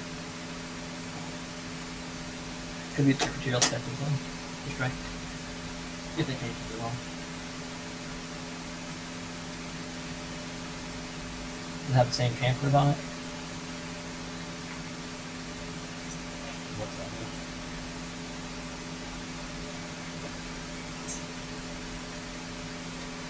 So does the diff pin itself actually break, or is it just like shear the roll pin that's in there? I can't see it breaking that thick ass. I don't know. You're the last one. You're the only person I know that threw one. I never threw in that case. It was already pre-broken when I got it. Tommy threw one. Did you keep it? Probably. Keeps everything. Did you go back and cut the pieces so we can see if it has a whole diff pin or just half of one? That I have no clue. The only way we know, we have to analyze them as far as It failed. would probably be in Tony's garage if it was in there. Which, Oh, yep, this has the shift date. But even modified. yeah, I've messed it up a little bit.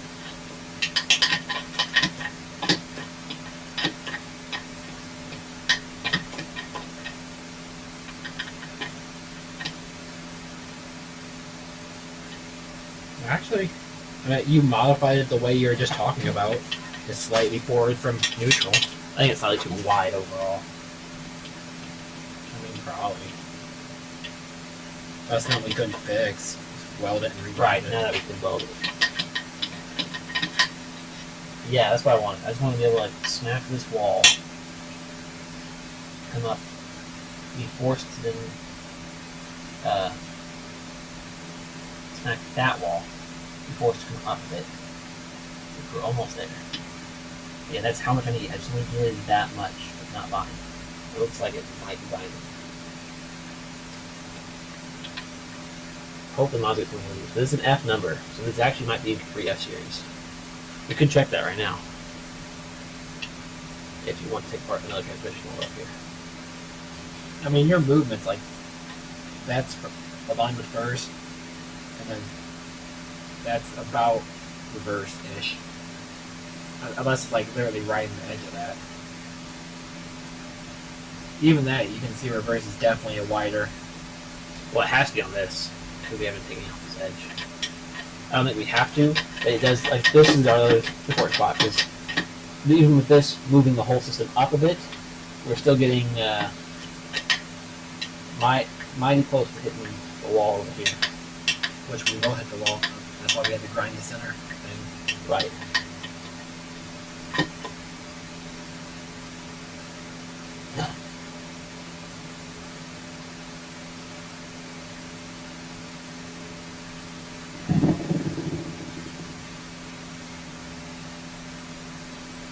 Nothing sitting that bearing is just probably gross. It could be done. In this controlled environment, this is the one from the G6, isn't it? That's G5. That's a small G. Even. I think the gear is the same. Is that? Can you read the gear on the edge? Same color. Look on the inside right here. What's that say? G501.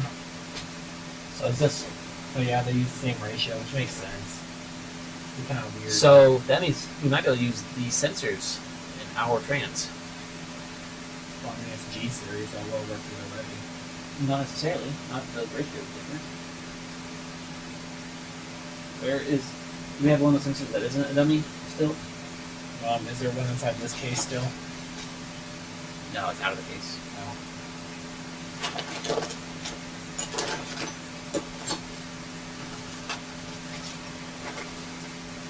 That's the other thing I don't like. I can't get free ones new. Only Festiva ones for the store. So if you're going to bring a G series and they break the tab or they lose it, or people want them, I'm like, Well, these are electronic I'd- versus manuals, so. yeah, but if people want an FR ECU, it's still a step up. Because like to use my electronic one, I have to buy the adapter, which means you still have to have the physical one.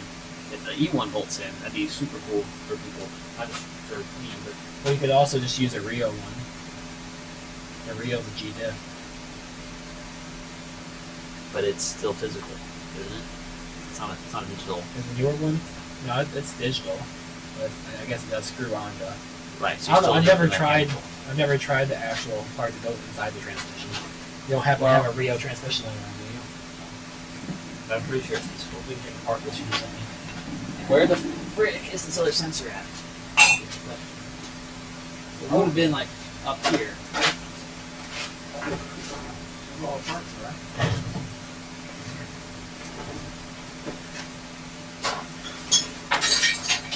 We'll go back, watch the 7-hour stream, and try to see where we put it down. That's not just asking. You have to watch like every stream since then. To see if it got moved. Oh, I guarantee they got moved. I won't be surprised if it got pitched because. Is this the one we're using today? Yeah, 1 inch. 15, 16s. Oh, then no. That's the other thing I'll give you. It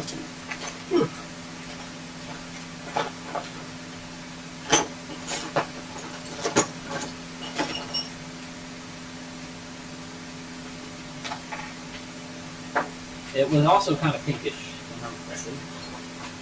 Oh, here we go.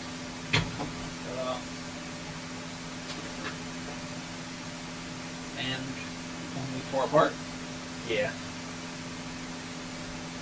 it's not the same. Although that one was I think that's what the protege. Okay.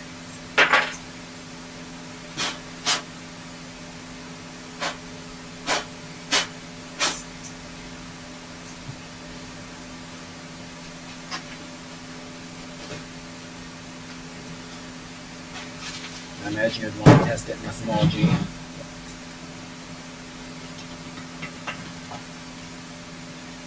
Seems like it's dead centered. Oh, you could have put that in first.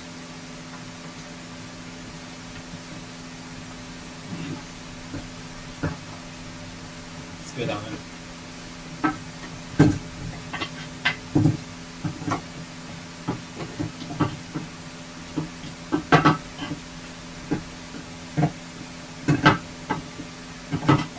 I think the gear might be bigger. If it doesn't look. That one's about aligned with the edge of the gear. Okay, yeah, that one's spaced further out. But I bet you could swap out that gear with the stock one. If you break the tab, you're What's in there? That's the probe one in there? yeah, Where's my G series gear? it's in your G series. That one? Yeah. I'm pretty sure the stock ones are held on to the little snapper and just like that. I could be wrong. That's not too depth and stuff. I think the depth and everything's fine. I think diameter is the problem.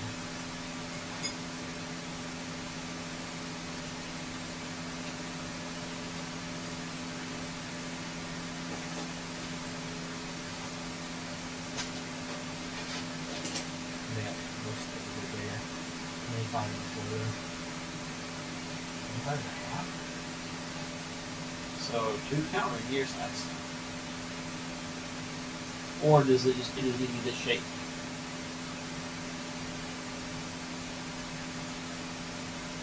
I mean, your depth is identical. So maybe it just has to have that clearance on the side of it. These are facing the same direction. Maybe here's for shoving hard stuff. Or it could be all the metal shards in this gear.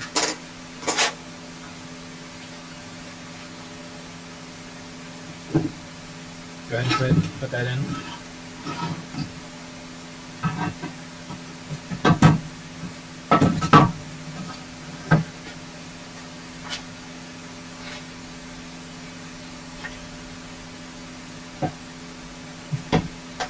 Wait, is this thing not like? No, it's not centered. See how it's further this way? Just a little bit. Obviously enough. This one's not either. Look.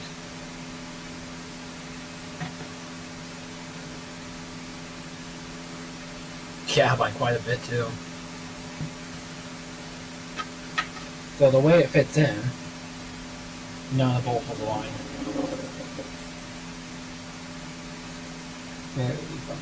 Which, what? That's actually the direction that it goes on these transmissions. It's straight back and forth. Yeah.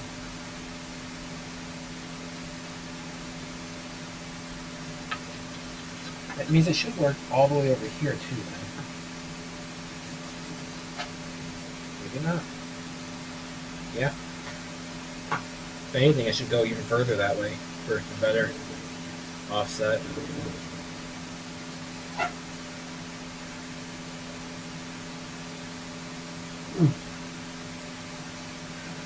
I guess this will remain rare.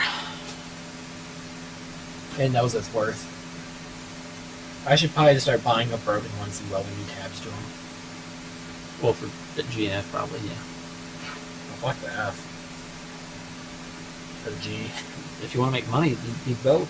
The free ones. Who breaks them on F though? Who actually works on an F series? Every non-XR2 Capri. It's not automatic. So like 20 people. I still want to know if that F series has the right plates. Because we don't have enough of those right now. We can fix the one I broke, and then the protege transfer never want to work, but usually one. Or if we can't find one, I could always just keep the cable and just deal with it. It's gonna be so much fun. We just need one more. It can be from any hydraulic G. I mean, if you don't care about the F series, you could just plasma cut a hole in the case to see. I think it would be faster to undo the bolts. You think? That's a lot of bolts to undo. Then you have it With an intact? and then you have it expanded like this too. Alright, well I guess You step gotta one ask yourself: are you ever gonna put it back together, and make it usable? depends how bad Merlin wants it. Well, if he wants it bad enough, he can weld the hole shut. We can check the parts diagram. I mean, What Mazda used the hydraulic F? Maybe They did 323. 323. 93 Check. Was that a G part number? Can you get a stuff originally? No, the one I bought for these was an F. The F501. So it's probably an F series part, so I wouldn't be surprised. Well, but the question is it as early as the Capri, or is there like a 2000s era F series that I don't really know about? Somehow two people hung out the whole time. Wish they would chat so I know who it was so I could say hi.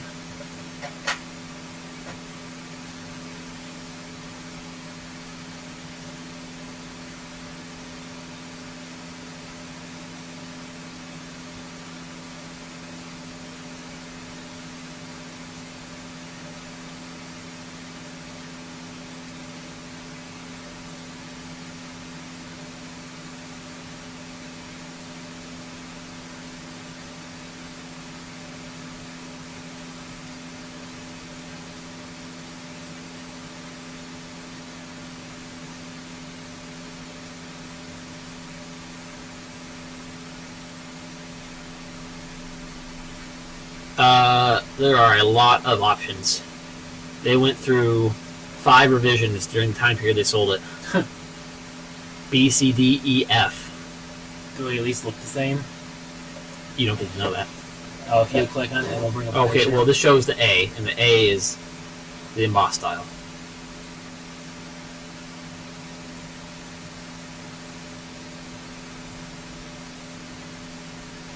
So I think it should be in most F series.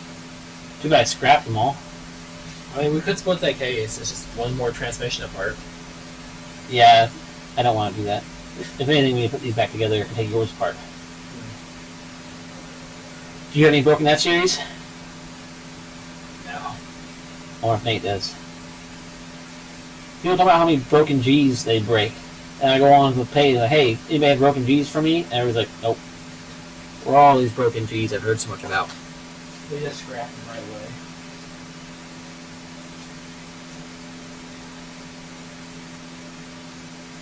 We didn't keep any of the F series from those Capris. We got the engines from, did we? We just took the motors out for those.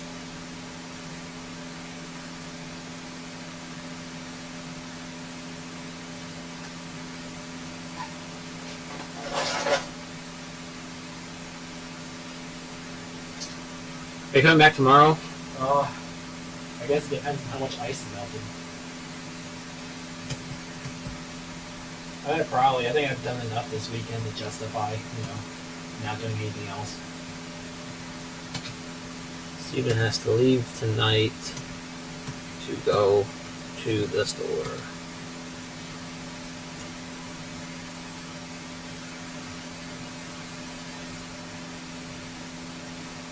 Probably just tear apart my G series tomorrow.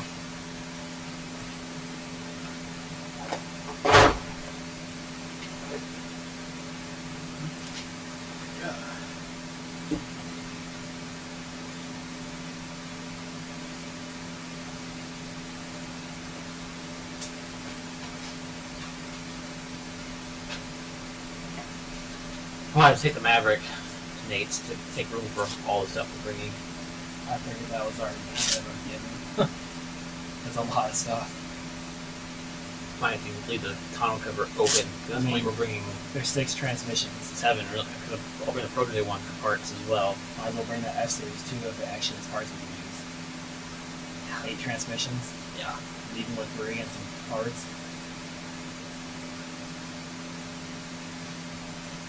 Give me a wild time. That'd be awesome. Yeah, an extra vacation day might not be a bad idea for the project. But also, I guess he wouldn't have a vacation day. Yeah. But we can do some stuff without him. We can film without him on Monday. Or on that. Yeah, but you have to film without him on Monday. Because we still need his help starting the project on Friday. We can't do much filming until he helps us. Yeah. We need to get one done and working before we can really film. At least for the guy. What weekends, do you have any weekends booked already from now until the end of February? I have one doctor's appointment on the 14th. Valentine's Friday, Day, yeah. Friday. Other than that, I don't think I have anything else planned the rest of the month. We might go to Canada February 1st then.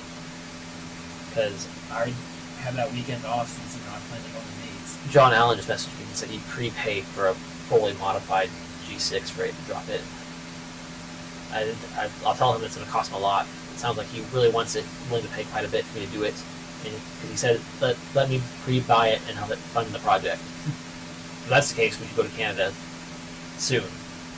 Buy those 3. And we both already planned it, have it next weekend. And if I tell John Allen it's like $1,200, $1,500 to do this whole thing At least. on his behalf, right? Because it's the cost of the donor cable plus the cost of the transmission plus lathe time, Does he have a donor shaft time, new bearings, the seals if he wants them, new synchros if he wants them, and the 60-year set. So once we're getting a Mazda 3 one, so he'll probably want the diesel set, so like $400. But I think John will pay it. That'd be super cool to finally just ship somebody a drop-in G6. It would be wild. But that would also kickstart the project. If he just gave us an advance of $2K, that'd make it easy to go to Canada, get those transmissions for whatever it is, $900. But I can't do it alone. We have to both go. Otherwise, customs is going to be mad at me. This one actually needs new bearings. New bearings are huge. Yeah. I'm assuming that's because of the carbon. So we might actually have oil change intervals for our transmission. Okay, so if you're coming back tomorrow, should we leave this stuff here and put it back together tomorrow? Or do you actually want to put them together tonight before leaving? And mess before stopping for the evening for once? I mean, I'll leave it up to you. don't do that. It's up to you. I'm going to need your help putting them back together either way. You can do it now or tomorrow. It's only 7:30. Yeah, I have plenty of time. Let's throw them together right now. Okay. Once we get them together, we'll just... The more parts we put back in the case and not in tubs like this, the better it's going to be to transport back to Nate. I mean, we could just go and buy some totes and put all the parts, including the transmission in each tote. Can you text me our diff thicknesses again? It's like 25 and a half, 29 and something, and then 22. Just measure that one. That's the one I don't remember. I think it was 22 and a half. 22 and a quarter. That's a quarter mil between friends.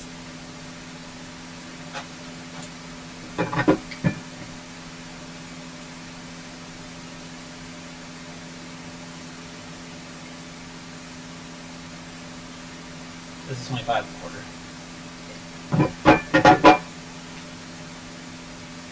That's the big one.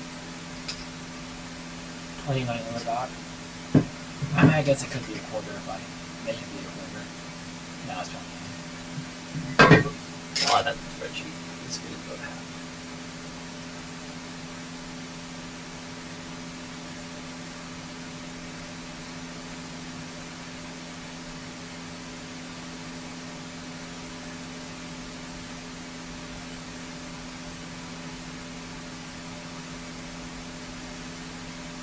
It's going to be very funny when the engine's not working somehow. Like something actually completely blocks our progress, makes this impossible, and I have a collection of six speeds I can do nothing with.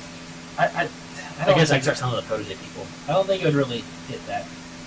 level. I mean, Everything we're doing so far looks like we can overcome it with machine work.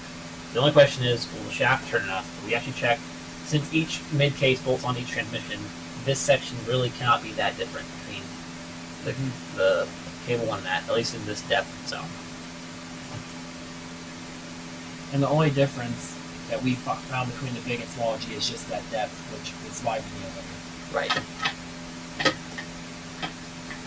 That, if you have the Fusion or wants a 6 size diff, 29, those have to mill down fit in the other cases.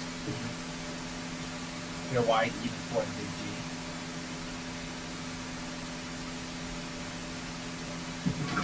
Alright, I'm going to run another ad for the one person watching this. But I think that means anybody that using in the future also gets ads.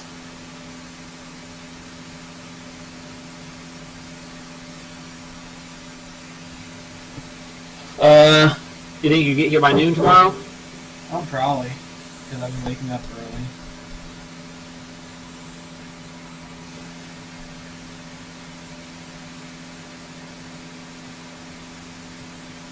Alright, I'll tell Brian noon, and then turn your alarm on so I can call you at like 11:30. Depending on what time I get home tonight, I'm probably going to be up way earlier than noon.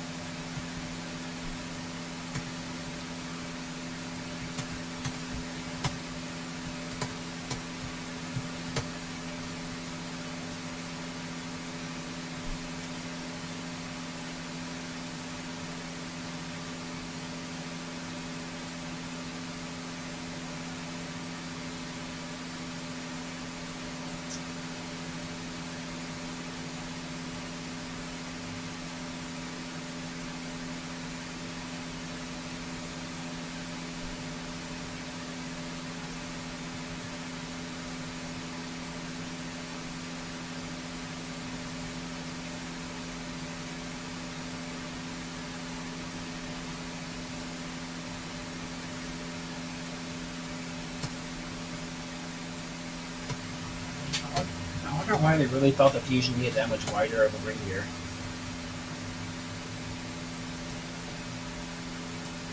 And I really wonder why the... Each diff ratio goes up a thickness. I really wonder for the M5 why they decided they just needed, no speedo. It has to be ABS or something. But why wouldn't they do that with the Fusion and stuff too? I guess Ford versus Mazda. That and that's the latest one. As far as we're aware, that's the last G5 made, or G6 made. Because that's that one ended in 2014. I don't know of any after 2014. Because Mazda's switching over to Sky Active, which is totally different brands. I like the... And Ford kind of stopped doing manual. Although the Maverick, the 2.5 in our current Maverick is based on the Duratec. So the question is, what was the last Duratec Ford God, sold that sounds so gross. manual? It must be hitting the edge or something since it's not perfectly centered.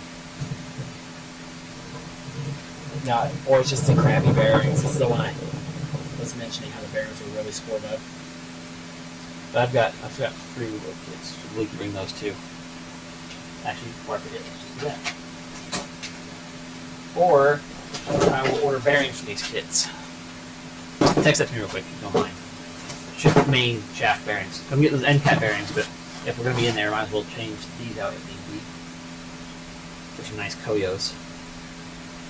I'll just put all trans bearings. What are they?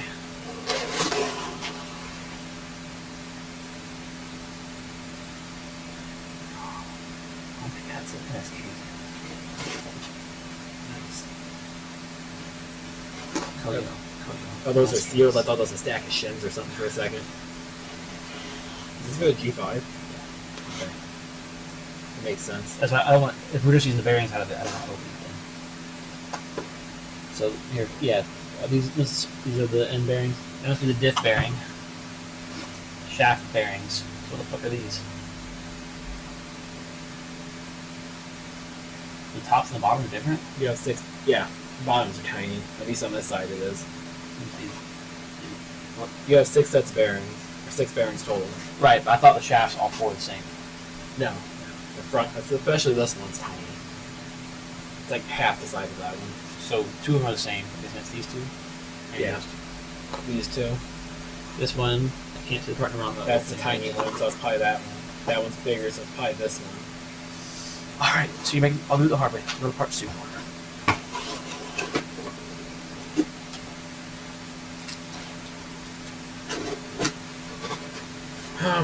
I told Dad that copper square the head gasket for Subaru since I knew he wasn't going to replace it. It had a high pressure oil leak, which is pretty common for Subarus. He just didn't spend good enough. So he's asking me how to use copper spray. There's instructions. Shake, can, spray. Done. Shit. Like it's almost. This is a 6 Yeah. Have to go with that trans.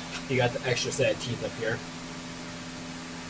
This is shorter. Must be the cable one.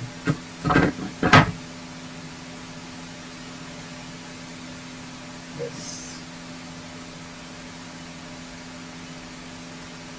cable, maybe. Yeah. You can also tell by the counter shaft. It's the same thickness. Look how wide this one is. Yeah. So that means this would be probably.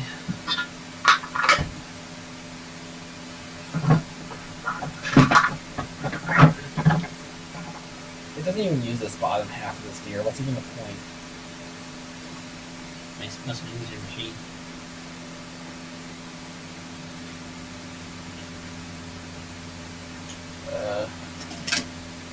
I'm missing a diff and a bearing set.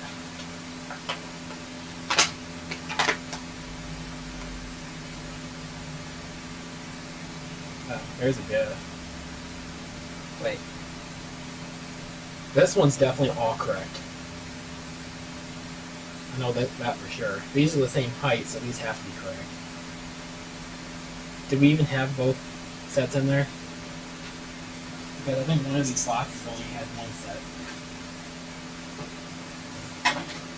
I'm pretty sure the bottom one only had the main shaft. I was about to say goodbye to this chat, but everybody's here again. Hi, everybody. There's a lot of open transmissions. I'm physically losing track of parts right now. We are actively losing stuff right now. You guys are witnessing it. That diff, that case. Okay? This That's is the reverse that's set. for this. See if you can get back into that. I won't blame you. Is this reverse for this? Is there a reverse in there? This is not reverse for this. This is reverse for this. This reverse came off with the whole entire gear set. Are you there? So true.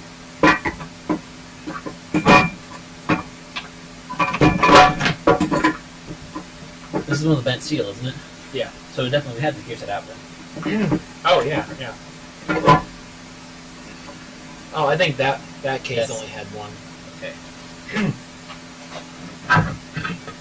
Yeah, because we're testing the diff clearance for that one, so it only had the diff and the main one.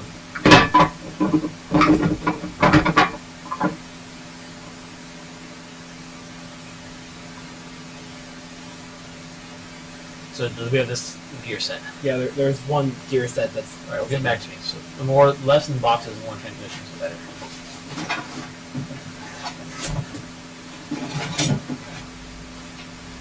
You know, I'm gonna go on this again at Nate's house. If you usually want the pain in the ass, you gotta lift up the diff slightly as you slide everything in. At least with those, you know, you can take either shaft out without messing with the diff.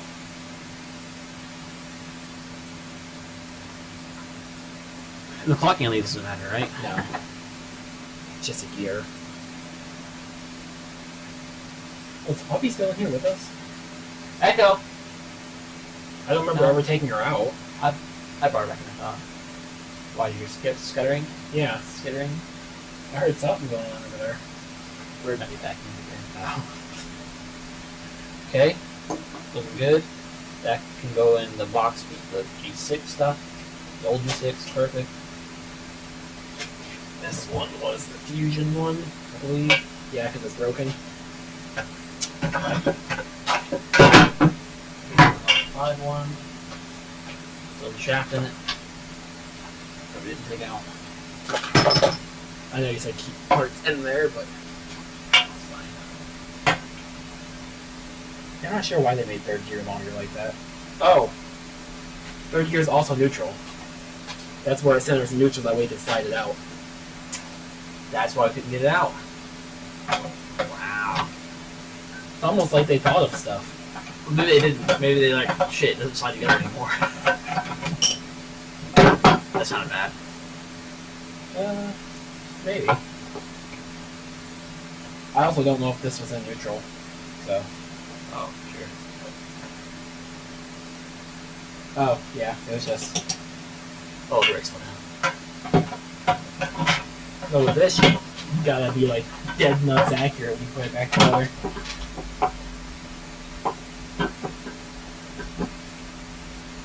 Which that is not. You know what? Oh, shit. Good thing we have the special toolkit. Right. Probably read how to use that.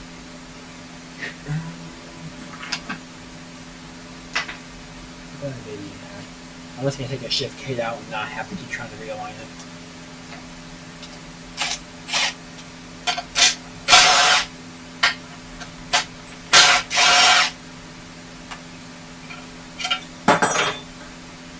So I need to make sure these shifts are aligned.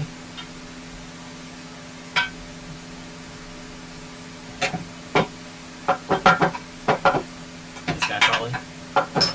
Oh, other shaft.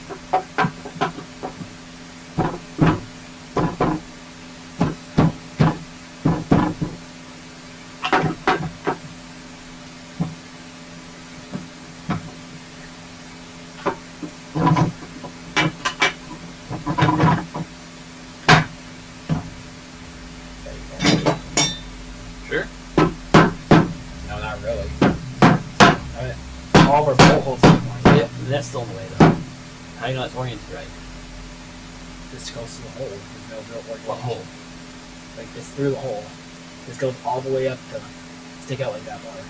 But when it has to mesh with the gears inside, it can rotate a ton right now. There's a pain. Shouldn't matter. There's no, like, key to line up with this outside case. Which one? Okay, I'm thinking of that one. Yeah, That. and we took that bit out. Right. So. Okay. But yeah, I don't see anything else. Oh, corrosion! You just poured aluminum dust into the diff. Oh, stop! This powder is going everywhere. I mean, I don't know about you, but I'm going to be cleaning the case as I put in my transmission. Yeah, but still It's just horrifying. I should use the metal hammer, that way it actually goes in. Because they're kind of... I can't... You're not supposed to use deadbolt. I hope you're seeing this, chat. Don't break that plastic. Take it out then. I think you just broke it. I mean, it looks fine to me. On the inside, it moved like a half inch in. Shoots mint. I don't know what the hell you're seeing. Looks fine to me. I wonder if it's the same for that case.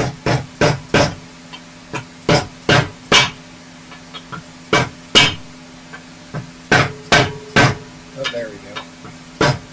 Just had to find the side that was a little high.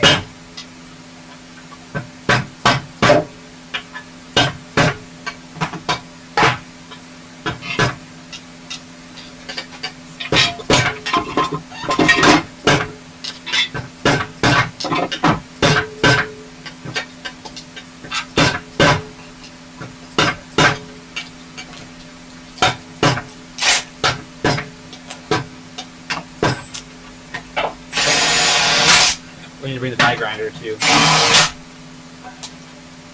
front of the Dremel.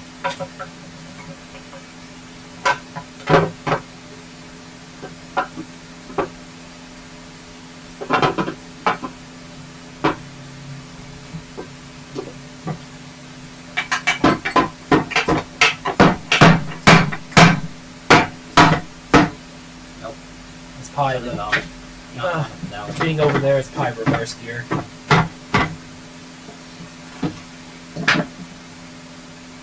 Where the hell did the metal hammer go? Oh, there it is.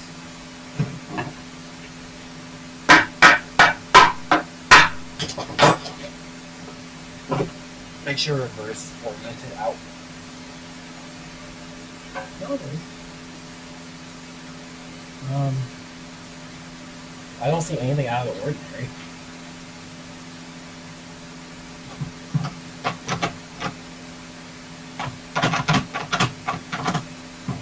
Put it in on purpose.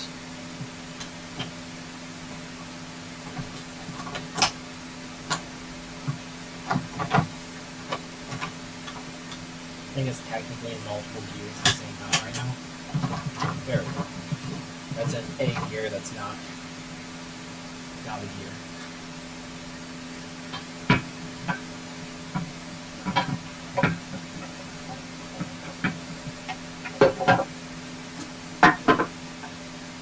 Trans really needs to be in the right gear.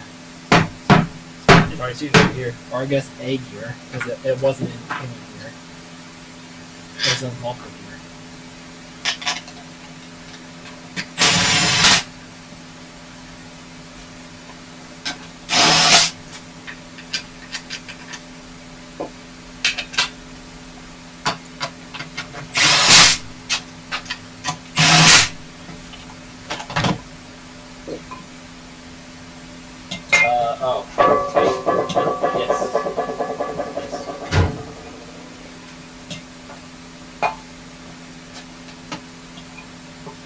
That's even harder to do without bearings.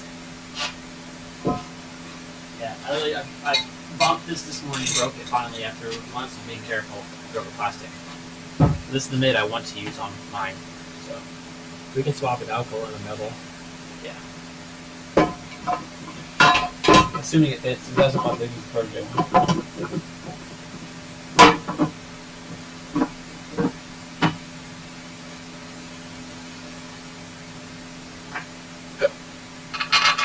Make sure I pick 2 blind holes. These are bigger for me.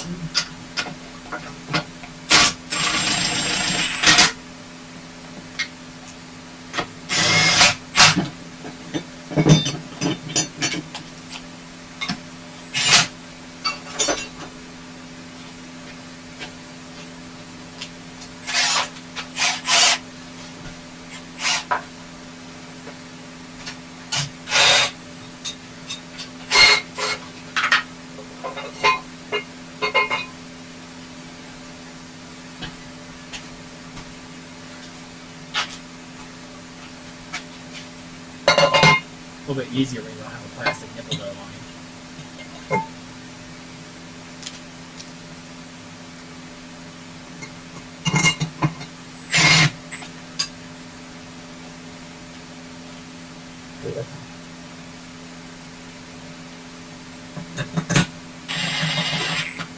A little bit better, a little more compressed. No, it's got at least 2 steel caps aren't. One.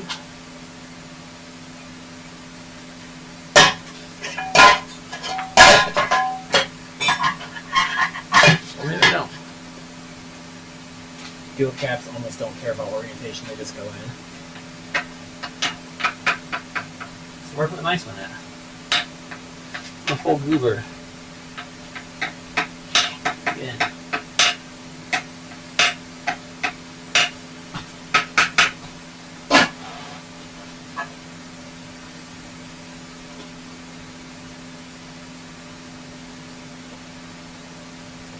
That's such a clean trans inside.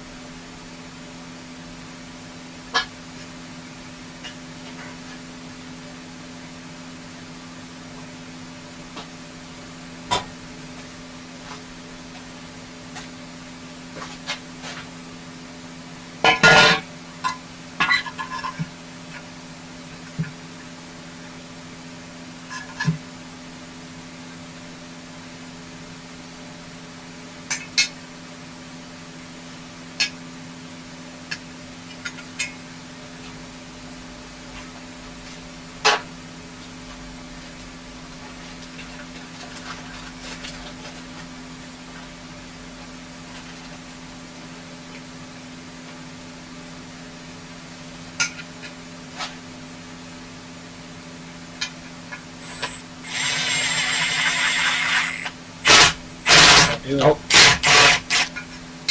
That's right. Shorties. Yep.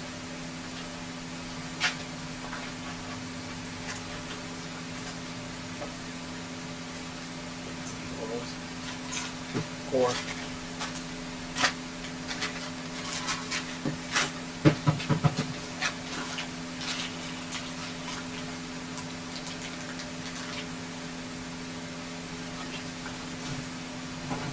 While we're at it, these ones didn't get the last coating, so that rubbed off your fingers.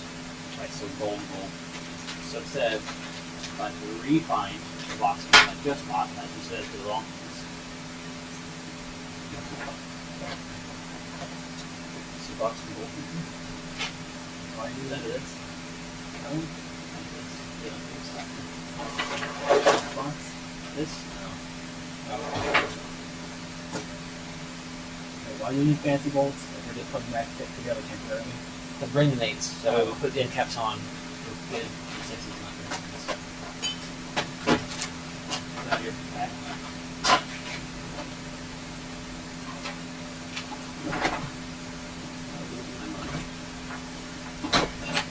Good.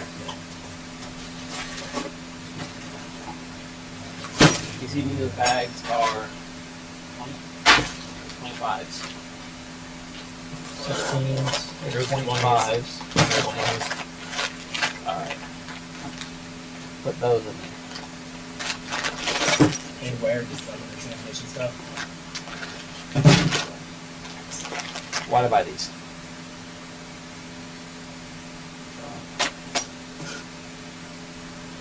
M12 by 1.25. That's a KO. Bolt slides. Yeah, these aren't long enough for that.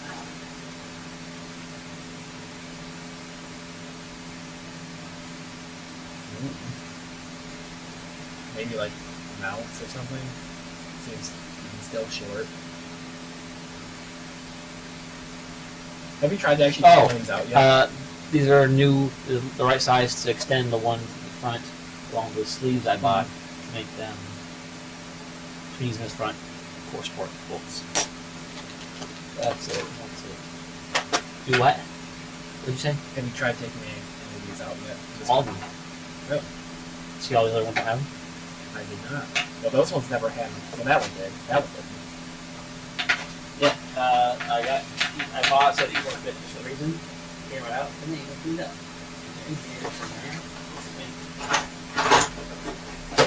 Yeah. Don't worry about that for now. Well, now I'm wondering what the hell I did. I spent all the time. I even derusted them for fun to get it. Are they still? Oh, I popped them over here because they're no size. They're what? M12 by Telephone. They're big.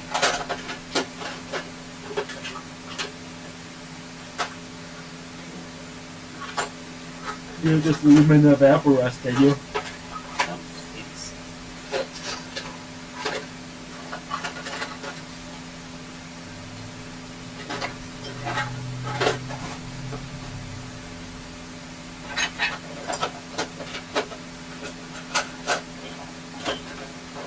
yep, no, they're entirely willing to look at all that. Okay.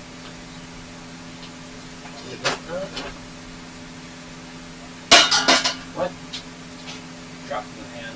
I don't know what it was, but it dropped in the pan. Word for it is the third time now. So what's next? These are pretty much all put together. Both the end caps and still my fingers. Those aren't too long. The stock ones are way longer than this. I think the stock ones are the same length, they're not fully threaded. Have the little nipple to enter alignment. Right. All I know is I've stripped out a few of the holes in that stuff and made 2 longer bolts. Threads pull out super easy.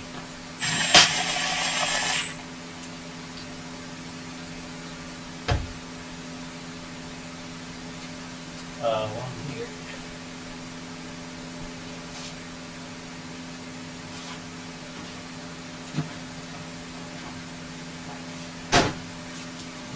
Oh, that works.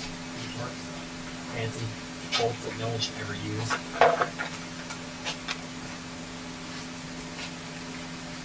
Okay, thanks.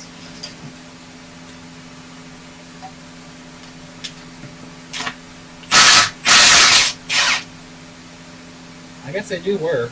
Yeah. As long as you use an impact with them, I guess. Those different. Is one ball and one not? Looks second. But yeah, I didn't see the ball in the first one. Too dirty for my angle. I guess that old factory smell. That air has been sealed in there since 2014. Oh, hey, it's right here.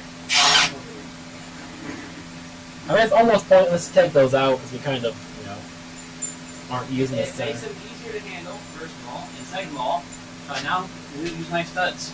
Like a stud. Remember when we wanted to make a stud for the Protege transmission after we fucked up that one bolt? Just try to cut a bolt in half and make it a stud. I almost- These are 12 by 1.25. I almost wouldn't mind just making a transmission mount on the driver's side so I don't have to use the cross member underneath.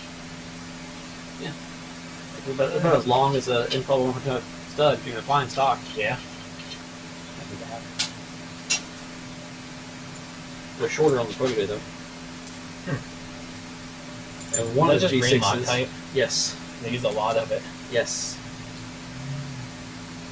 Boom. There we go.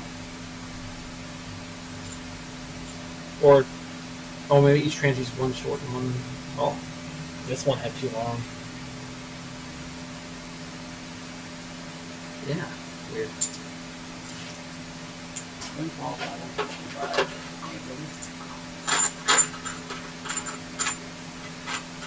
I would take off the other trans on at it, but that trans still has its bolts.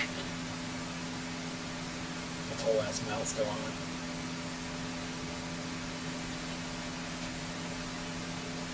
Dog here. That won't leave. There. Got it. Are those steel inserts? No. I think it's just, it's stepped down. You have a small step and then a chamfer. Kind of a weird way. Actually, I think the step just got there because of the ball. It's just, Oh, being hammered in. yeah.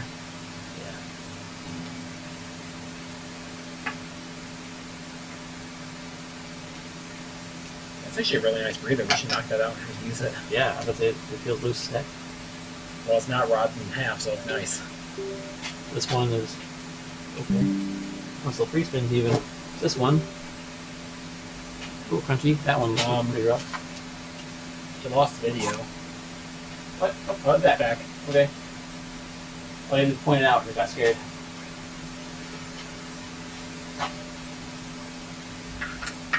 Probably just keep two of those out since they're going to be using them tomorrow. I just kind of keep everything here and actually find a place for it tomorrow.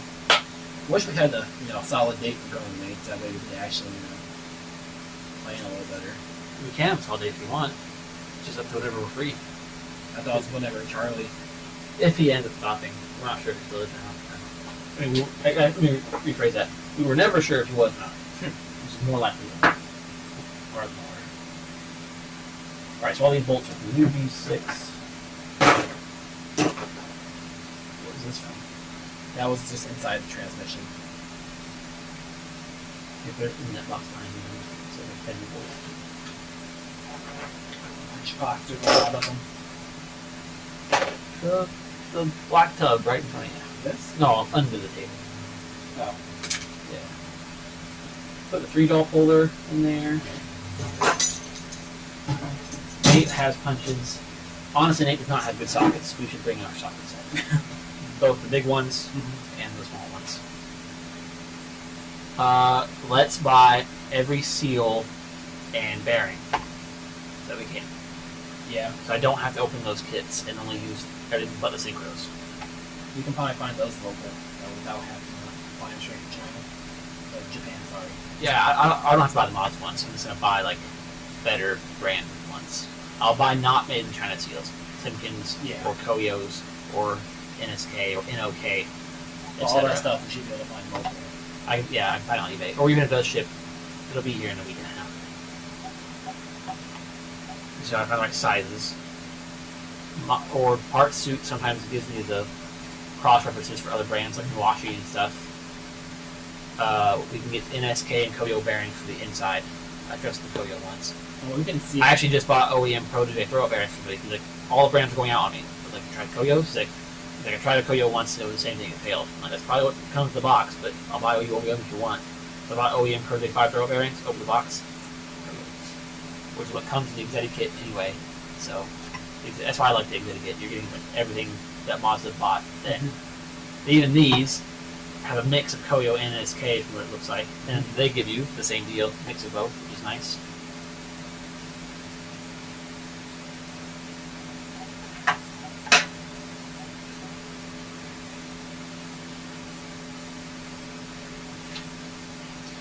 I wonder how close this offset is to being the exact opposite of, or 90 degrees of that. Oh yeah, this is the tail. How close is the bolt pattern? What? To the just the fusion. The 2.5? This Yeah. pattern of the 2.5?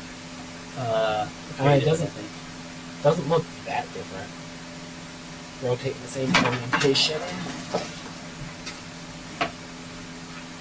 Got that top roll. Maybe it's a little bit higher up though. Yeah, this basically, it's like a, take the B series top one even closer, and then add next to it. Okay, how it works. Yeah. That would be neat if they were the same somehow. Well, you can tell this is like the last gen G5, because the part number is G56, which is like partially 6-speed compatible with G56. We never did figure out what that dipple's for. Which different? On the alignment towel here. Oh. Same with that extra casting hole on the inside. It has to be just for a bracket. We never For got. a bracket that comes off that bolt. Why, but we didn't get it. You know, maybe that was for the return spring. For Grab the the 14 real quick. I want to see something. Oh, crazy. Those odd things. Maybe the little extension. Or the one.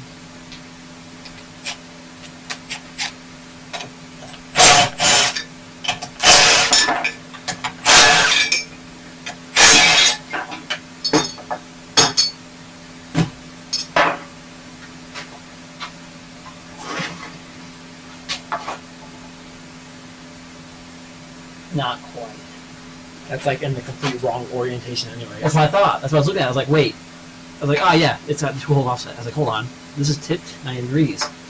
It's like this if you just turn 90, but it isn't quite exactly that. It's a couple mil different there, and the holes aren't quite lined up. I thought that would be crazy if they just took this pattern and turned it for some I reason. mean, they did that for one automatic front mount. Like the whole thing just looks like rotated. No, actually, I'd like to closer today because I'm trying to source another one. It's the same mount. The automatic is just 3 mil wider.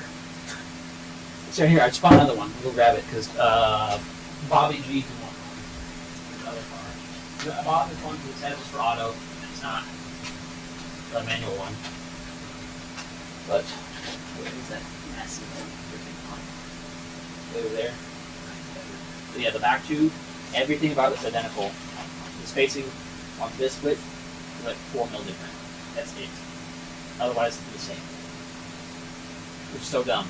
Like they could have just put spacers in the manual to use the same part number.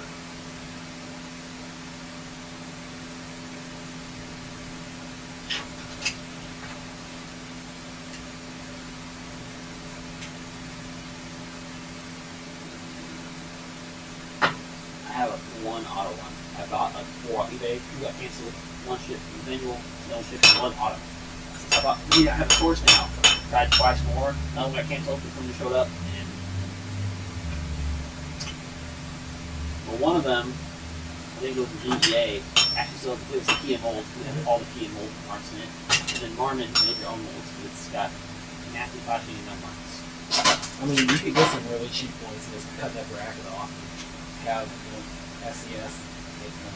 Yes, you could do all that and well enough to edit it and try to sell that to people. But Yeah. Automatics are stupid anyways. I think that's the conclusion most people come to on that particular search. You could also just be wild and just cut the one side off and just run bolts straight to the transmission to the nut inside. Only have one side of the bracket. I mean, it's only really stopping it from lifting more than anything. Or you get crazy wild and put a piece of wood in it. It's tongue did. I'm sure it's still working too. It doesn't get driven often enough though. It could be a good But test. when it does get driven, it gets driven hard. It's true. All right, let's go hunt down our part numbers. So there we go. Hope you guys learned something. You're learning more. We'll do this the right way, and I report it properly, and maybe talk a bit slower and pronunciate some, since these recordings sound like butts. Just need to double up on meds. They kind of dry your mouth out though. Oh yeah. I let my lip stick a little more north of the. Anyway, thanks you guys so much for watching. I hope to see you next time. See ya. Should have snuck in one more ad. Not too late.